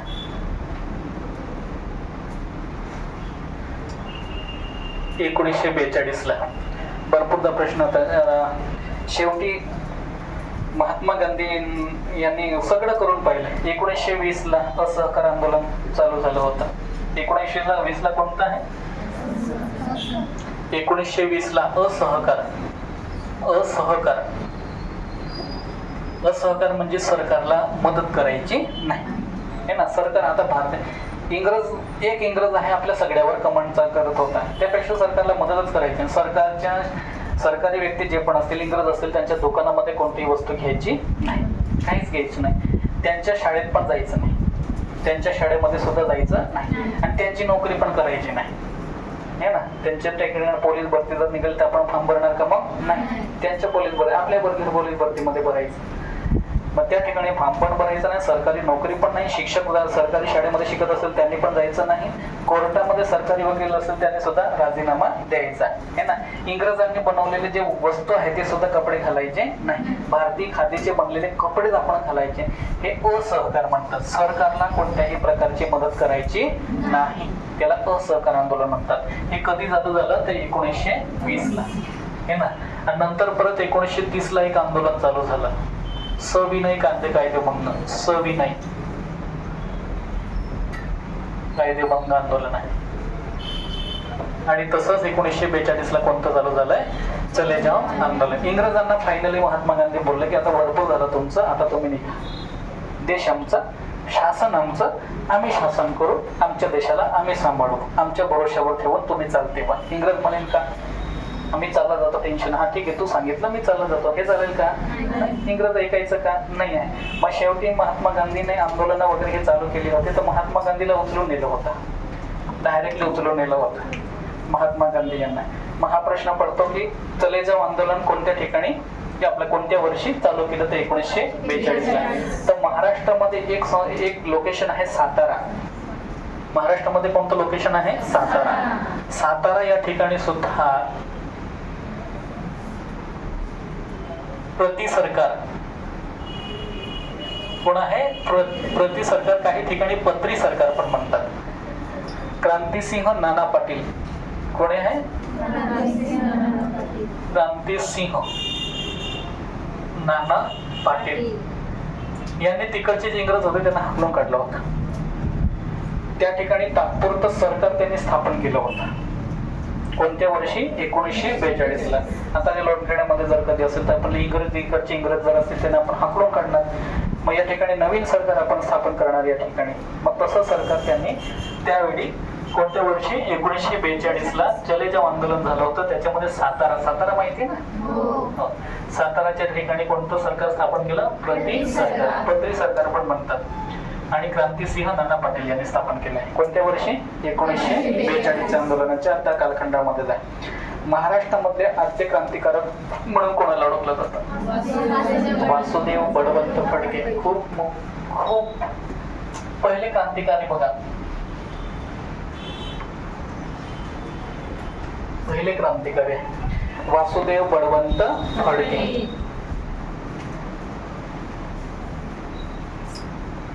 आद्य क्रांतिकारक असं म्हटलं जातं त्यांना. आद्य क्रांतिकारक आहे वासुदेव बळवंत फडके. वासुदेव बळवंत फडके आद्य क्रांतिकारक म्हणतात यांना. कारण का? 1857 ची लढाई झाली. त्याच्यानंतर एक प्रश्न पडेल तुम्हाला 1857च्या लढाईचं. याच्या 1857च्या लढाईचं वैशिष्ट्य काय आहे? त्याच्यामध्ये हिंदू आणि मुस्लिम एकत्रितरित्या कोणाच्या विरोधामध्ये लढले होते? इंग्रजांच्या. हे ना, हिंदू आणि मुस्लिम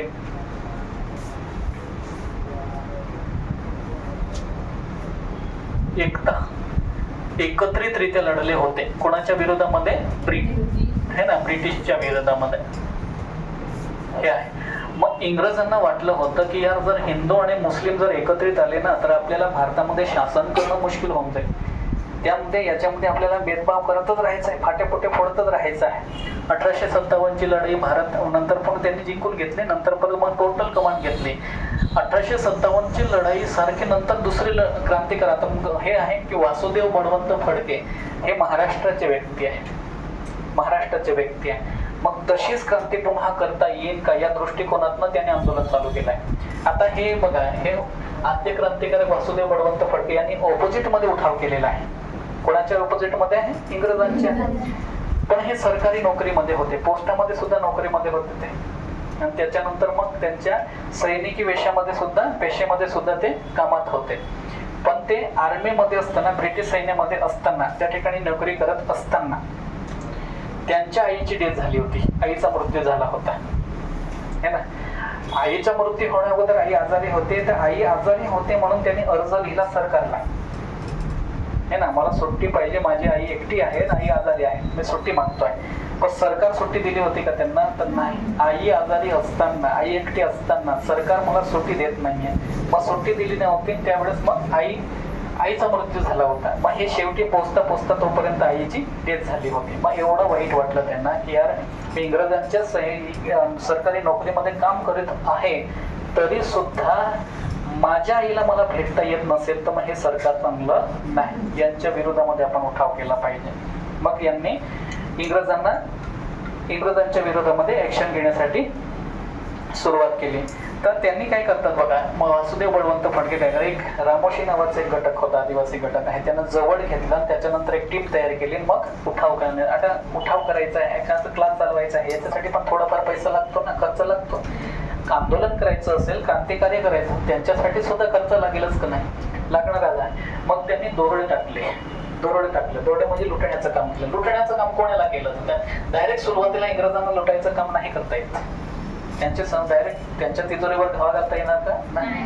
मग त्यांनी सगळ्यात पहिले श्रीमंत पाहिले जे गरिबांना लुटतात. सावकार माहितीये तुम्हाला? सावकार, सावकार म्हणजे काय? त्यांच्याकडे पैसा असतो, ते पैसे व्याजाने देतात, त्यांना काय म्हटलं जातं? सावकार. मग ते व्याजावर व्याज घेऊन आपली शेतं सुद्धा लुबाडवून घेतात. अशी पद्धती जुनी होती. मग त्यांना लुटण्याचं काम केलं त्यांनी. मग पहिलं अटॅक त्यांनी धामारी या गावावर केलं. पहिली लूट कोणती आहे? पहिली लूट धामारी नावाचं गाव आहे, त्या ठिकाणी त्यांनी पहिला दरोडा घातला होता. जीएस वर प्रश्न पडतात, लक्ष द्यायचं.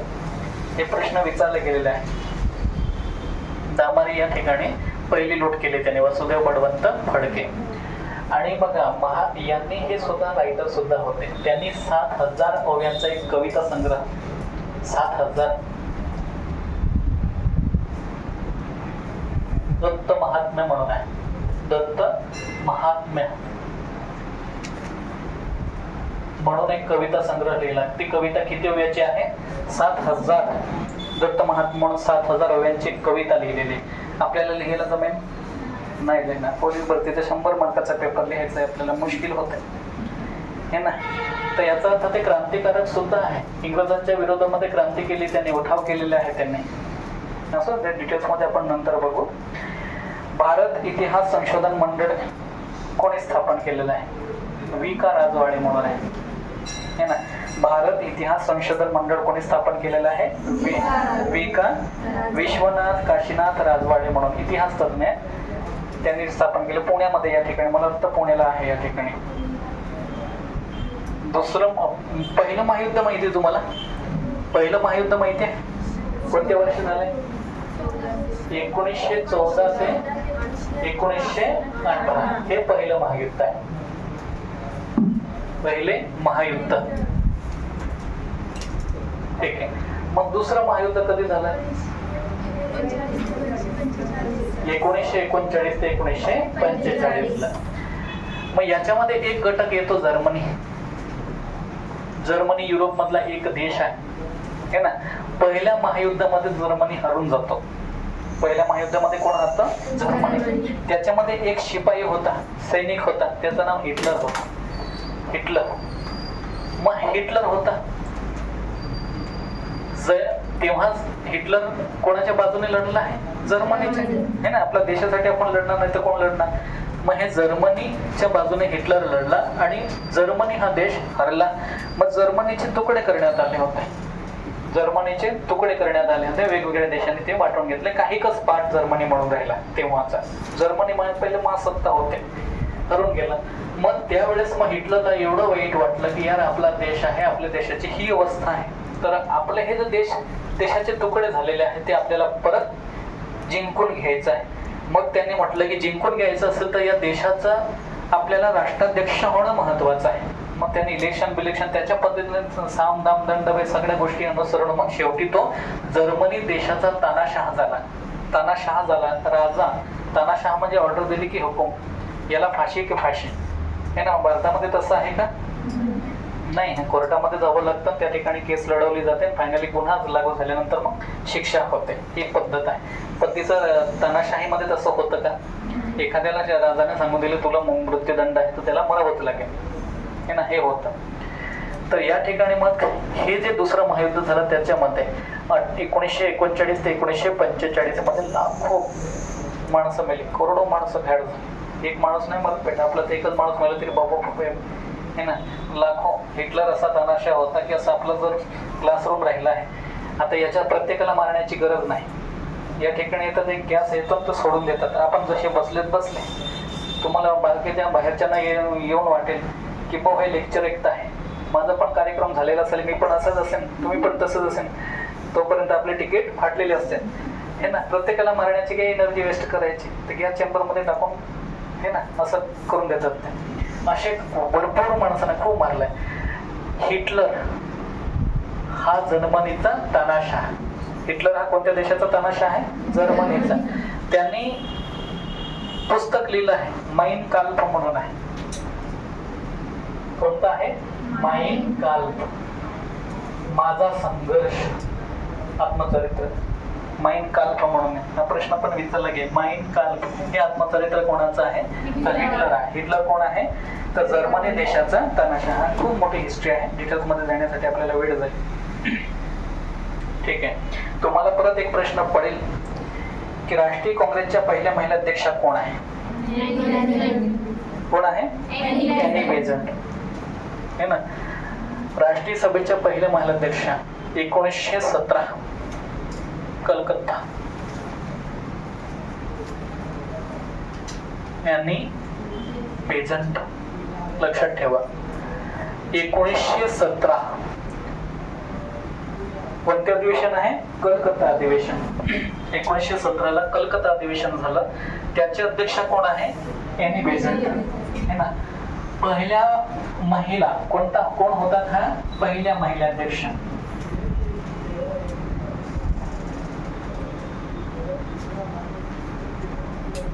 पहिला महिला अध्यक्ष है ना, हे होतात 1917 ला कलकत्ता या ठिकाणी अधिवेशन. काँग्रेसचं अधिवेशन दर वर्षाला काँग्रेसचं अधिवेशन दर वर्षाला. मी आता हेच मारेल होता डस्टर पर्याय माकडा देते इकडं.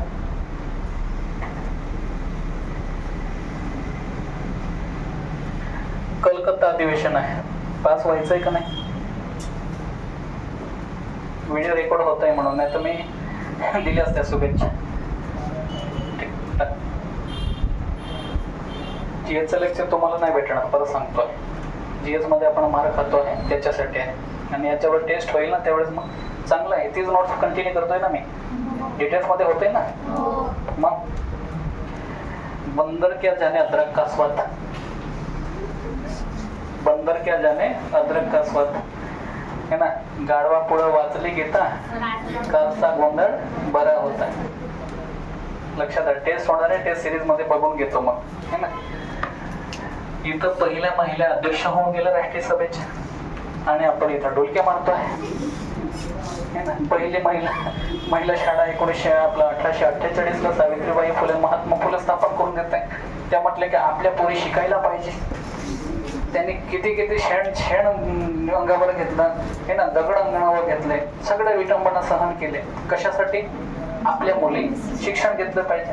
मग त्यांना काय माहिती आपल्या मुली डुलक्या मारतात हे ना. मग टेन्शन आलं त्यांना, पण मरू दे, यांना काही पडलेलीच नाही तर आपण उगीच का शेण अंगावर घ्यायचं हे ना. अकलेची कांदी इकडं लक्ष दे ना. 1917 झालंय. त्याच्यानंतर एक येईल 1925 ला है ना, सरोजिनी नायडू. लक्षात ठेवा, सरोजिनी नायडू. सरोजिनी नायडू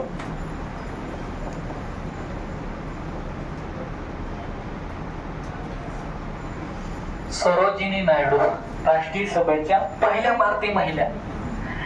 एनी बेझंट हे भारताच्या आहेत का? नाही, विदेशी महिला आहेत.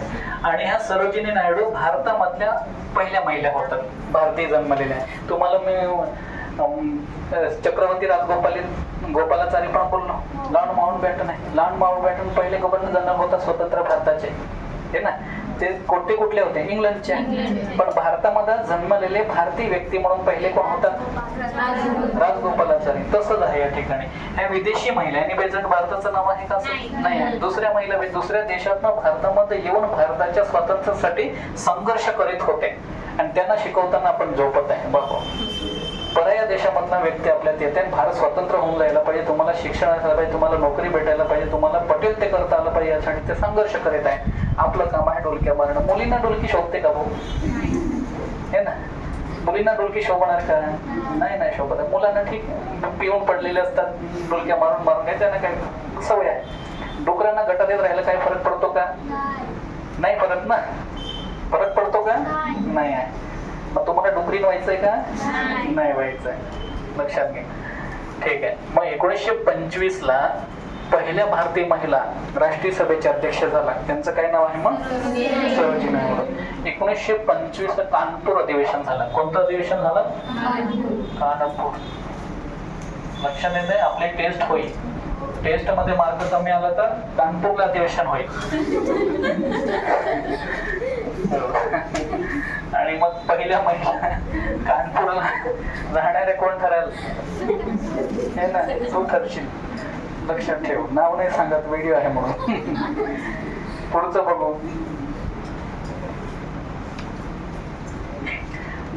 डचांची पहिली वसाहत कोणत्या ठिकाणी निर्माण केली? डच दुसरा देश आहे.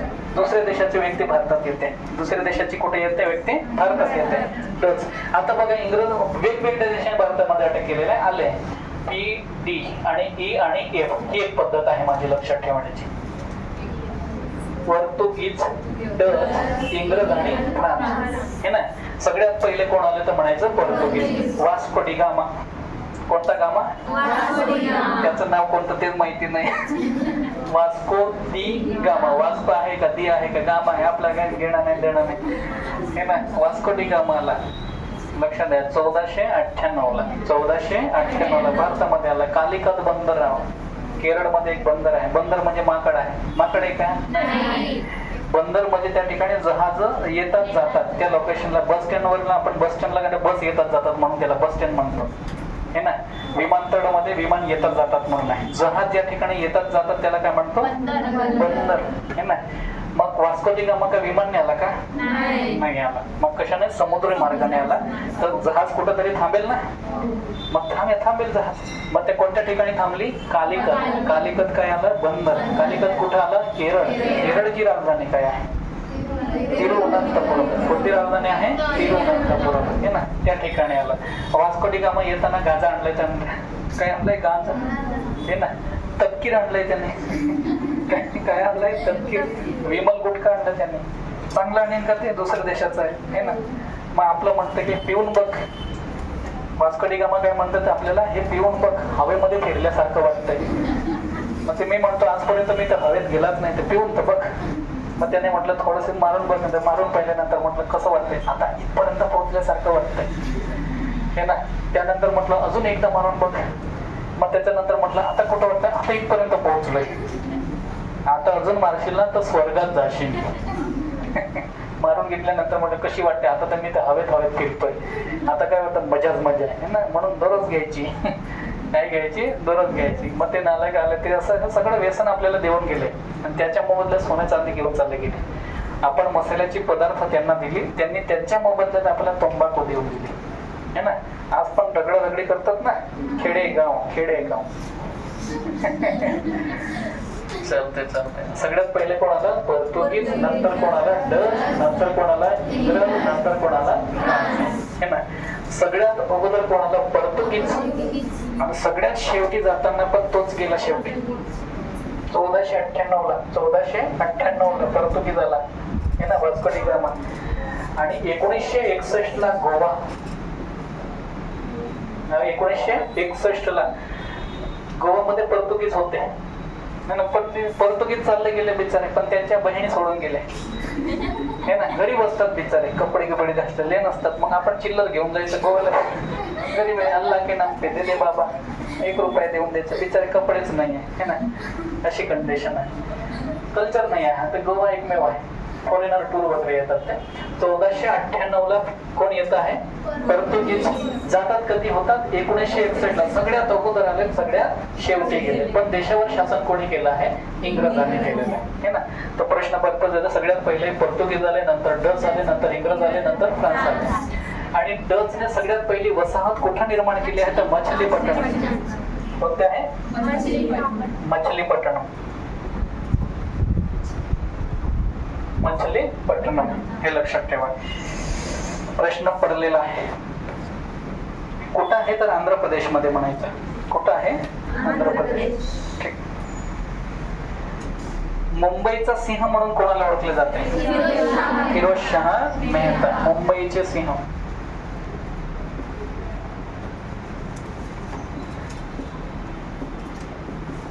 फिरोजशाह मेहता. जबरदस्त दबदबा होता यांचा. मागच्या टायमाला जर बघायला गेले, शिवसेनेचे स्थापना कोणी केली तर बाळासाहेब ठाकरे यांनी केले. बाळासाहेब ठाकरे जबरदस्त व्यक्तिमत्व. त्यांच्या वक्तृत्व, नेतृत्व आणि कर्तृत्वाने प्रभावित आहे.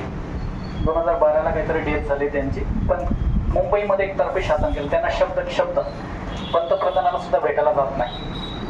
वेगवेगळे चांगले मोठे राजकारणी त्यांना घरी भेटायला येतात. एवढा जबरदस्त दबदबा आहे ना. तसंच दबदबा कोणाचा होता? फिरोजशहा मेहता. मुंबई ही देशाची आर्थिक राजधानी माहिती आहे का तुम्हाला? मुंबईचे आपल्या देशाची राजकीय राजधानी कोणती आहे? दिल्ली. राजकीय राजधानी कोणती आहे? दिल्ली. आर्थिक राजधानी कोणती आहे? मुंबई है ना. मुंबई बघा, मुंबई पासून पैसा निर्माण होतो, वेगवेगळे व्यवसाय निर्माण होतात, वेगवेगळ्या राज्याचे वेगवेगळ्या देशाचे सुद्धा माणसं येतात मुंबईमध्ये, नाही मायानगरी सुद्धा म्हणतात. मुंबईमध्ये फॉर्म भरा. मुंबई जगायला शिकून देते ना. ते हरवलं तर सापडत नाही अशी पण कंडिशन. मुंबई कधीही थांबत नाही. रात्र पण ट्रेन फिरतात. मुलगी एकटी फिरते, काही अडचण नाही तिथं है ना. एकदम दबंगिरीमध्ये आहे मुलगी. आणि तिथं ट्रेनमध्ये जा गेलेत ना, एंट्री गेली तर काढायला निघायला मुश्किल आहे, निघायला बाहेर तर मध्ये जायला मुश्किल आहे ना. त्यांच्या रुटीनमध्ये लाईनमध्ये लागून जातात आणि ऑपोजिटमध्ये घुसलं ना बेटा तर बघत नाही ते. तिथं कोण लहान कोण मोठं, आपण म्हणतोय वयस्कर आहे ना, महिला आहे त्यांना बसायला जागून देऊ असं चालतं का? नाही, अजिबात नाही. तू म्हातारी तर म्हातारी, माझं काही संबंध नाही है ना, माझी मर्जी. असं आहे, कोणीही कोणाची दया करत नाही. असो तर फिरोजशहा मेहता हे मुंबईचे सिंह म्हणून ओळखले जातात. हे भारतीय असंतोषाचे जनक कोण? असंतोष है ना. भारतीय असंतोषाचे जनक कोण हा प्रश्न बनतो. कोण आहे? लोकमान्य टिळक. लोकमान्य टिळक.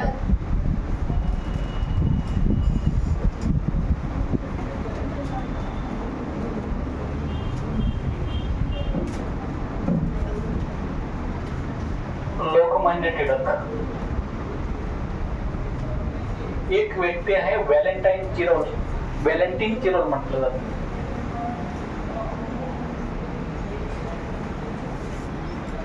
व्हॅलेंटाईन चिरोल यांनी म्हटलंय भारतीय असंतोषाचे जनक. लोकमान्य टिळक हे देशाचा बघा, संपूर्ण भारतामध्ये देशासाठी पहिल्यांदाच राजकीय व्यक्ती जेलमध्ये जाणारे कोण ठरले आहे? लोकमान्य टिळक हे ना, पहिल्यांदाच आहे. लोकमान्य ही त्यांची पदवी आहे. लोकमान्य त्यांचं नाव काय आहे? बाळ टिळक. लहानपणी त्यांना बाळ म्हणतात पण त्यांचं मूळ नाव आहे जे आहे ते केशव आहे. यांना भरपूर जणांचा गैरसमज होतो. लोकमान्य टिळकांचं नाव लोकमान्य टिळक. लोकमान्य ही पदवी आहे. लोकांनी मान्य केलेला नेता म्हणून त्यांना लोकमान्य म्हणतात है ना. हे आहे. त्यांचं मूळ नाव काय आहे? केशव. पण लहानपण असताना काय म्हणतो त्यांना? बाळ म्हणतो है ना.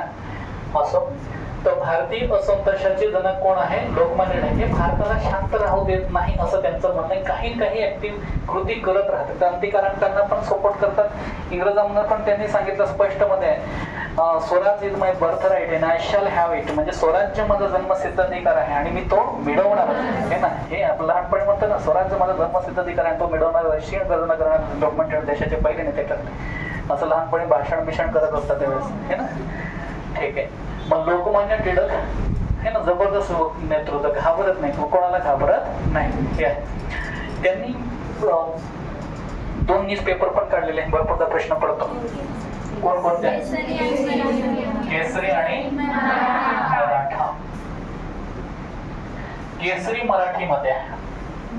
कोणत्या भाषेमध्ये आहे? मराठी भाषेमध्ये. आणि मराठा आहे इंग्रजीमध्ये. कोणत्या भाषेमध्ये आहे? इंग्रजी भाषेमध्ये, इंग्लिश भाषेमध्ये. लक्षात ठेवा. मराठा स्वतः ते लिहत होते. मराठा या न्यूजपेपर मध्ये स्वतः ते लिहायचे. आणि गोपाळ गणेश आगरकर त्यांचे मित्र आगरकर केसरीमध्ये लिहत होते सुरुवातीला है ना. लक्षात ठेवा. भरपूरदा प्रश्न विचारला लोकमान्य टिळक, भरपूरदा प्रश्न विचारलेला. 2 न्यूजपेपरची स्थापना केलेली आहे. कोणकोणती आहे? केसरी आणि मराठा. केसरी कोणत्या भाषेमध्ये? मराठीमध्ये. आणि मराठा न्यूजपेपर देशामध्ये.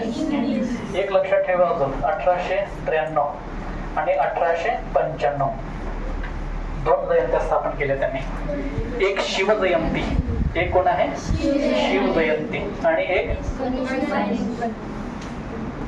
गणेशोत्सव है ना. गणेशोत्सव आणि शिवजयंती 1893 ला आणि 1895 ला. लक्षात ठेवा. भरपूरदा हे प्रश्न विचारले जातात. 1893 आणि 1895 ला आपला गणेशोत्सव आणि दुसरा आहे शिवजयंती. गणपती उत्सव का स्थापन केलेले त्यांनी? तर देशामध्ये एकता निर्माण व्हायला पाहिजे, युनिटी निर्माण असायला पाहिजे है ना. पूर्ण गावाची एक गणपती बसायला पाहिजे. मग ते गणपती बसवल्यानंतर सगळं गाव एका ठिकाणी येणार, त्या ठिकाणी गप्पा गमोष्टी म्हणतात, एका ठिकाणी बसल्यानंतर विचाराचे आदान प्रदान करतात आणि त्या देशभावना निर्माण करायची. याच्यासाठी तर पहिले आता आपली गणपती तर किचन मध्ये बसवतात, दुसरी पूजा करायला या नको हे ना.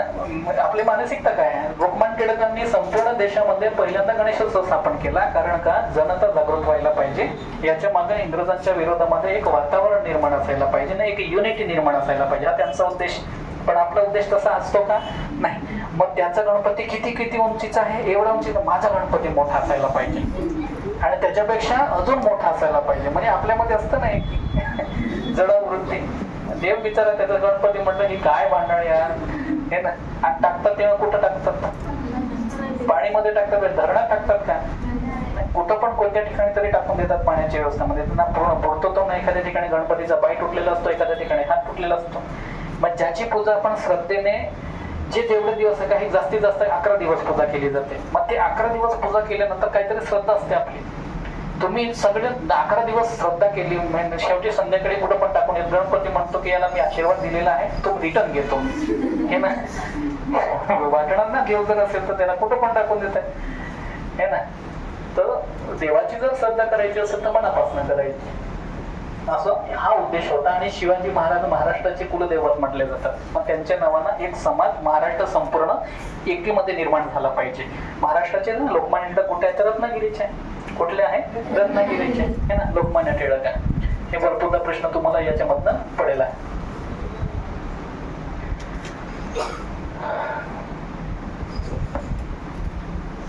नेहमी ते इंग्रजांच्या विरोधामध्ये काही कृती करायचे, म्हणून व्हॅलेंटाईन चिरोल हे लोकमान्य टिळकांना असंतोषाचे जनक म्हटलंय. भारतीय असंतोषाचे जनक आहे. ग्रामगीता कोणी लिहिलेलं आहे?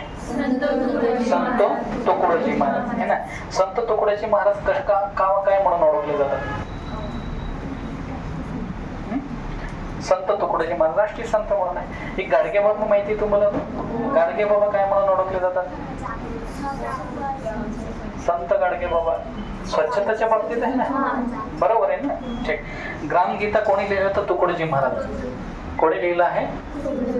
ग्रामगीता.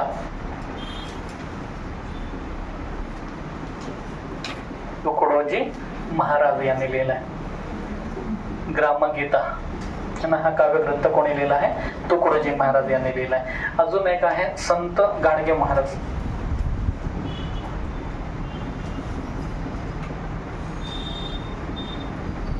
संत गाडगे महाराज यांनी स्वच्छतेचे महत्व त्यांनी जाणून घेतले. दुसऱ्यांच्या गावामध्ये दुसऱ्याच्या घराच्या समोर पण झाडून द्यायचे ते. आपण आजूबाजूचे रूम आहे, आपलं सगळं घरातला कचरा काढायचा आणि कॉर्नरवर ठेवून द्यायचा. तिचं घराचं साफ करायचं का? नाही आहे, फरक आहे. आपली आई पहिले किती वाजता उठायची? कोंबड्याच्या आवाजाने उठायचे 2-2:30 वाजेला. पहिला कोंबडा किती वाजेला ओरडायचा? 2-2:30 वाजेला है ना. आताचा कोंबडा किती वाजेला ओरडतो? दिवस उघडल्यानंतर. किंवा पण काम करत फिरतो. सवय राहिली का? 2:30 वाजेला कोंबड्याच्या आवाज नाही उठायचे. आणि जात घरामध्ये एक जात असायचं माहिती ना, दगडाचे. त्याच्यावर आम्ही लहानपणी असताना मी पण आईसोबत केलेलं आहे. ती काम घरामध्ये दळून दळायचं हे ना. लवकर उठून दळण दळायचं. मग परत त्याच्यानंतर उठायचे. आपल्या घरात घर तर साफसफाई करूनच टाकते. सोबतीला सगळं रस्ता, घराच्या समोरचा रस्ता पण साफसफाई करते. टाइम भेटला तर ते गाड्या जाणारे असतात ते पण साफ करत बसते. आहे ना पहिले आई. आताची आई कचरा बाकीच्या घरात झालं ध्या टाकून मग भांडण. माझ्याकडे कचरा टाकून टाइम आहे का आपल्याला झाडायला? सरकारने मोबाईल दिला आहे, त्या ठिकाणी ड्युटी करायची आपल्याला. टाइम कुठं आहे झाडायला? ब्रश करायला टाइम नसतो. आता काही बघायला गेलो मोबाईल बघताना देर रगडा इकडचा पाठ राहूनच जातो मग. आणि एवढ्या स्पीड मध्ये एक इकडं तिकडून पाणी झालं, गोडगोडी करून फुंकलं, लगेच चला टाइम झाला है ना. भयंकर काम आहे. पहिलाही दातन करायची. संत गाडगे महाराज ग्राम स्वच्छता अभियान. ग्राम स्वच्छता अभियान आहे ना. ग्राम स्वच्छता अभियान हा प्रश्न पडला आहे. ग्राम स्वच्छता अभियान ग्राम स्वच्छता अभियान हा प्रश्न पडलेला आहे. तर ग्राम स्वच्छता अभियान कोणत्या वर्षापासून स्टार्ट झालेलं आहे? तर 2000 आणि 2001 या कालखंडामध्ये हे अभियान चालू केलेलं आहे. ग्राम स्वच्छता अभियान प्रश्न पडलेला आहे, एमपीएससी मध्ये सुद्धा प्रश्न पडलेला आहे. तर संत गाडगे महाराजांच्या नावानं ग्राम स्वच्छता अभियान 2000 आणि 2001 पासून कोणत्या वर्षापासून स्टार्ट केलं असेल तसं म्हणायचं तुम्ही 2000 पासून म्हणायचं है ना. ग्राम स्वच्छता अभियान आहे. त्याच्यानंतर 2014 ला नरेंद्र मोदी सत्तेवर आले. कोणत्या वर्षी? 2014 ला. 2014 ला नरेंद्र मोदी पंतप्रधान पदी आले. मग त्या ठिकाणी त्यांनी परत महात्मा गांधीजींचा वाढदिवस, जन्मदिवस काय आहे? कोणता आहे? 2 ऑक्टोबर है ना. 2 ऑक्टोबर महात्मा गांधीचा हॅपी बर्थडे माहिती नाही? 2 ऑक्टोबर जागतिक अहिंसा दिवस. कोणता दिवस आहे? जागतिक अहिंसा दिवस. म्हणजे मारामारी करायची नाही. आपण करतो का? आपण एकदम शुद्ध शाकाहारी. आपण मारामारी करणार, आपण तर शिव्या देणार पण नाही आपण, कारण महात्मा गांधी बघताय. आपण कोणते बघत आहोत? महात्मा गांधी बघताय. 2014 पासून त्यांनी स्वच्छता अभियान राबवला होता. महात्मा गांधी आपला नरेंद्र मोदी.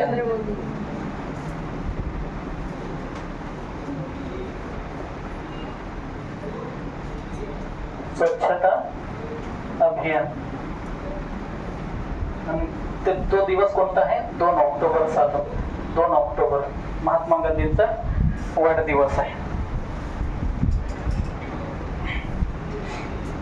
छत्रपती शिवाजी महाराजांची पहिली राजधानी कोणती आहे? हे ना. कोणती राजधानी आहे? 3 किल्ले नेहमी लक्षात. तुम्हाला पहिलं सुरुवात पण तिथूनच केली ना आपण. 3 किल्ले नेहमी लक्षात ठेवा. शिवनेरी, नंतर आहे राजगड आहे, नंतर आहे रायगड आहे ना. या ठिकाणी जन्म, या ठिकाणी त्यांचा मृत्यू. ही पहिली राजधानी. ही कोणती आहे? पहिली राजधानी है ना. पहिली आहे. आणि राज्याभिषेक कोणत्या गडावर झालाय? रायगडावर है ना. आणि परमनंट राजधानी कोणती ठरली? रायगड आहे. हे लक्षात ठेवा तुम्ही. पहिला कोणता किल्ला जिंकला त्यांनी? ठीक आहे. रामकृष्ण मिशन माहिती आहे तुम्हाला? रामकृष्ण मिशनची स्थापना कोणी केली? स्वामी विवेकानंद यांनी केलेली आहे. स्वामी विवेकानंद जबरदस्त व्यक्तिमत्व.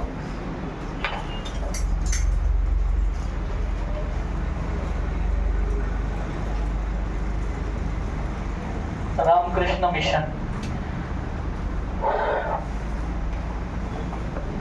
रामकृष्ण मिशनची स्थापना कोणी केली आहे? स्वामी विवेकानंद. यांचं लहानपणीचं नाव काय नाव आहे? नरेंद्र है ना.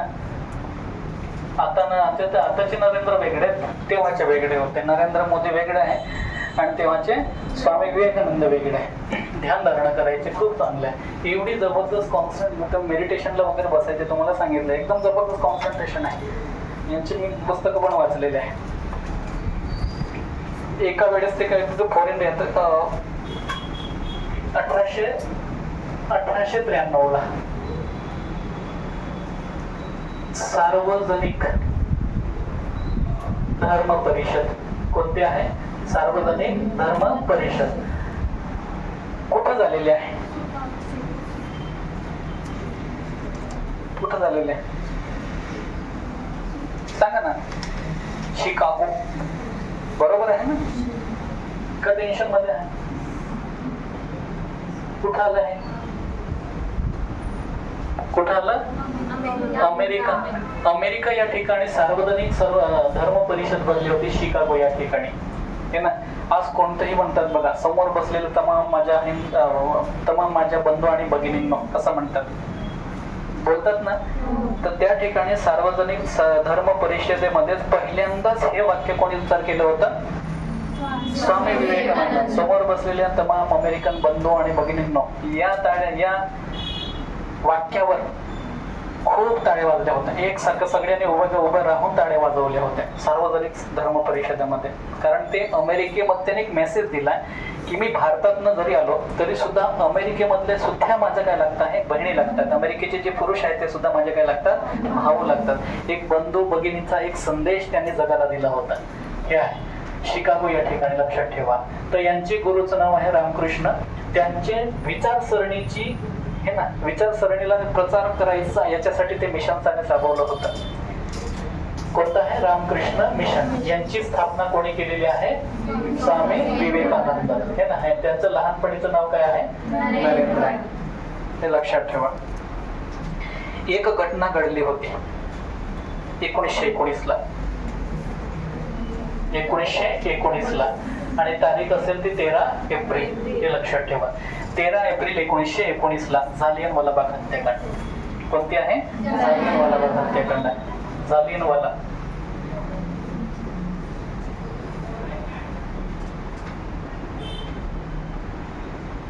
हत्याकांड आहे.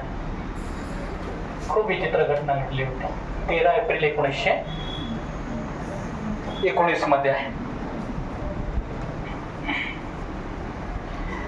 इंग्रजांनी त्या कालखंडामध्ये एक कायदा पारित केला होता. एक कायदा पारित केला होता. तो कायदा म्हणजे जे त्यावेळेस क्रांतिकारकांच्या संघटना ऍक्टिव्ह झाल्या होत्या, त्यांच्यावर कमांड ठेवायचा आहे, त्यांच्यावर कमांड ठेवायचा. त्याच्यासाठी एक रॉवलेट ऍक्ट. कोणता आहे, रॉवलेट ऍक्ट. रॉवलेट कायदा. रॉवलेट नावाचा एक व्यक्ती आहे, त्याने निर्माण केलेला कायदा म्हणून त्याला रॉवलेट ऍक्ट म्हणतात. मग हा जो कायदा आहे, हा कायदा कोणत्याही व्यक्तीला, तुम्हाला तो माहिती असेल, तुम्हाला एक कलम माहिती असेल, एक आर्टिकल नंबर 20 आणि आर्टिकल नंबर 21 भारतीय राज्यघटनामध्ये. मग तुम्हाला एखाद्याने परस्पर उचलायला आलं पोलीस स्टेशन मधले, तर तुम्हाला पहिला अधिकार प्राप्त होतो की तुमचा गुन्हा काय, तुम्हाला विचारण्याचा अधिकार आहे. दुसरी गोष्ट, त्या ठिकाणी गेल्यानंतर तुम्हाला तुमचा आवडीचा वकील करता येतो, दुसरा अधिकार. आणि तिसरा अधिकार आहे, तुम्हाला 24 तासामध्ये न्यायाधीशाच्या समोर उपस्थित केलं पाहिजे, हा तिसरा अधिकार भेटतो. आणि 21 नंबर आहे, तुम्हाला कोणीही परस्पर तुमचा जीवानिशी मारू शकत नाही. तुम्हाला हे अधिकार असतात. पण हे सगळे अधिकार नाही. कोणत्याही व्यक्तीला संशय याच्यावरनं त्याला परस्पर उचलता येतो, ना वकील लागणार, ना त्याला अधिकार आहे, कोणत्याही व्यक्तीचं नाही. हे ना, आपल्याला माहिती आहे 1 किलो मटण पाहिजे, नंतर कोंबडी डायरेक्ट कापली जाते. आर्टिकल नंबर 21 लागू होईल का त्याला, जगण्याचा अधिकार आहे. हे ना, 200 रुपये घेऊन गेले, आम्हाला 1 किलो बॉयलर पाहिजे, चिकन पाहिजे, मग कोंबडी म्हणणार नाही, हे तो गलत बात आहे. हे ना, इंडियन कॉन्स्टिट्यूशन मध्ये कलम नंबर 21, हे ना, मला जगण्याचा अधिकार देत आहे, तर तो मग मला मारू नका. मग ते म्हणणार, तुला कस्टमर म्हणणार, तुला आर्टिकल नंबर 21 आहे का, नाही तू मला तुझा कार्यक्रम होणार, आता माझे पाहुणे वाट बघता आहे, दे 1 किलो. तर तसे नियम लागू आहे का, आर्टिकल अधिकार लागू आहे का, तर नाही. तर रॉवलेट हा व्यक्ती आहे, याच्यामध्ये जे आहे. मग हा जो कायदा आहे तो ब्लॅक कायदा म्हणजे काळा कायदा पण म्हणतात. कोणता आहे, काळा कायदा. हे ना, कोणत्याही व्यक्तीला विचारण्याचा अधिकार नाही, त्याच्यावर गुन्हा काय हे सुद्धा विचारण्याचा अधिकार नाही. क्रांतिकारकावर वचक निर्माण करण्यासाठी हा कायदा निर्माण केला. तर या ठिकाणी एका ठिकाणी पंजाब मध्ये, कुठं आहे, पंजाब. पंजाबची राजधानी मगाशी मी सुरुवातीला बोललो चंडीगड. मग या ठिकाणी आहे एक, हे लोकेशन आहे जालियनवाला बाग. बाग म्हणजे एक प्रकारचं गार्डन आहे. या ठिकाणी असं गार्डन आहे, हे ना, अमृतसर या ठिकाणी आहे. मग या ठिकाणी गार्डन आहे, इथं एकच जागा आहे. काय आहे, एकच दरवाजा आहे, एकच दरवाजा आहे. इथं जायचं, मोठ्या मोठ्या भिंती, इथं पण मोठ्या मोठ्या भिंती आहे. निघायचं तर इकडनंच, जायचं तर इकडनंच, हेच आहे. मग याला जालियनवाला बाग म्हणतात. या ठिकाणी पंजाबमध्ये एक सण असायचा, काल बैसाखी म्हणून. मग शेतकऱ्यांचं उत्पन्न जर चांगल्या पद्धतीने जर यायला लागलं तर त्या ठिकाणी शेतकरी जमतात आणि ते एक साजरा, आपण पोळा-बिळा साजरा करतो ना चांगल्या पद्धतीने, आपल्या शेतकऱ्यांचे भरपूर असे उत्सव आहेत. त्याच्यामध्ये उत्पन्न चांगलं निघलं तर आपण पूजा वगैरे करतो. नवाई म्हणून एक कार्यक्रम आहे आपल्याकडं, चांगलं उत्पन्न भेटलं म्हणून ते पूजा करतो आपण. त्याच्यामध्ये आपले आई वडील खात नाही बघा, त्याच्यानंतरच मग ते खातात ना. आपण तर चोरून खाणारे मंडळी. काकडी बिकडी दुसऱ्यांच्या शेतामध्ये काही आपलीच आहे, आपल्या शेतातली तर आपलीच आहे, दुसऱ्यांच्या शेतामध्ये खाऊन चोरून आणणारी गडी आपली. त्यांना भयंकर काम आहे हे आहे. मग या ठिकाणी घेत जातात, सगळी पब्लिक या ठिकाणी जमलेली होती. या ठिकाणी काही जे आंदोलन करणे या कायद्याच्या विरोधामध्ये आंदोलन करणारे व्यक्ती सुद्धा या ठिकाणी जमले होते, पण सगळेच नाही. लहान लहान पोरं होते, वृद्ध महिला होत्या, जवान मुली होत्या, फिरण्यासाठी आलेले ते व्यक्ती होते, शेतकरी आले होते, त्यांना काही त्या आंदोलनाशी काही संबंध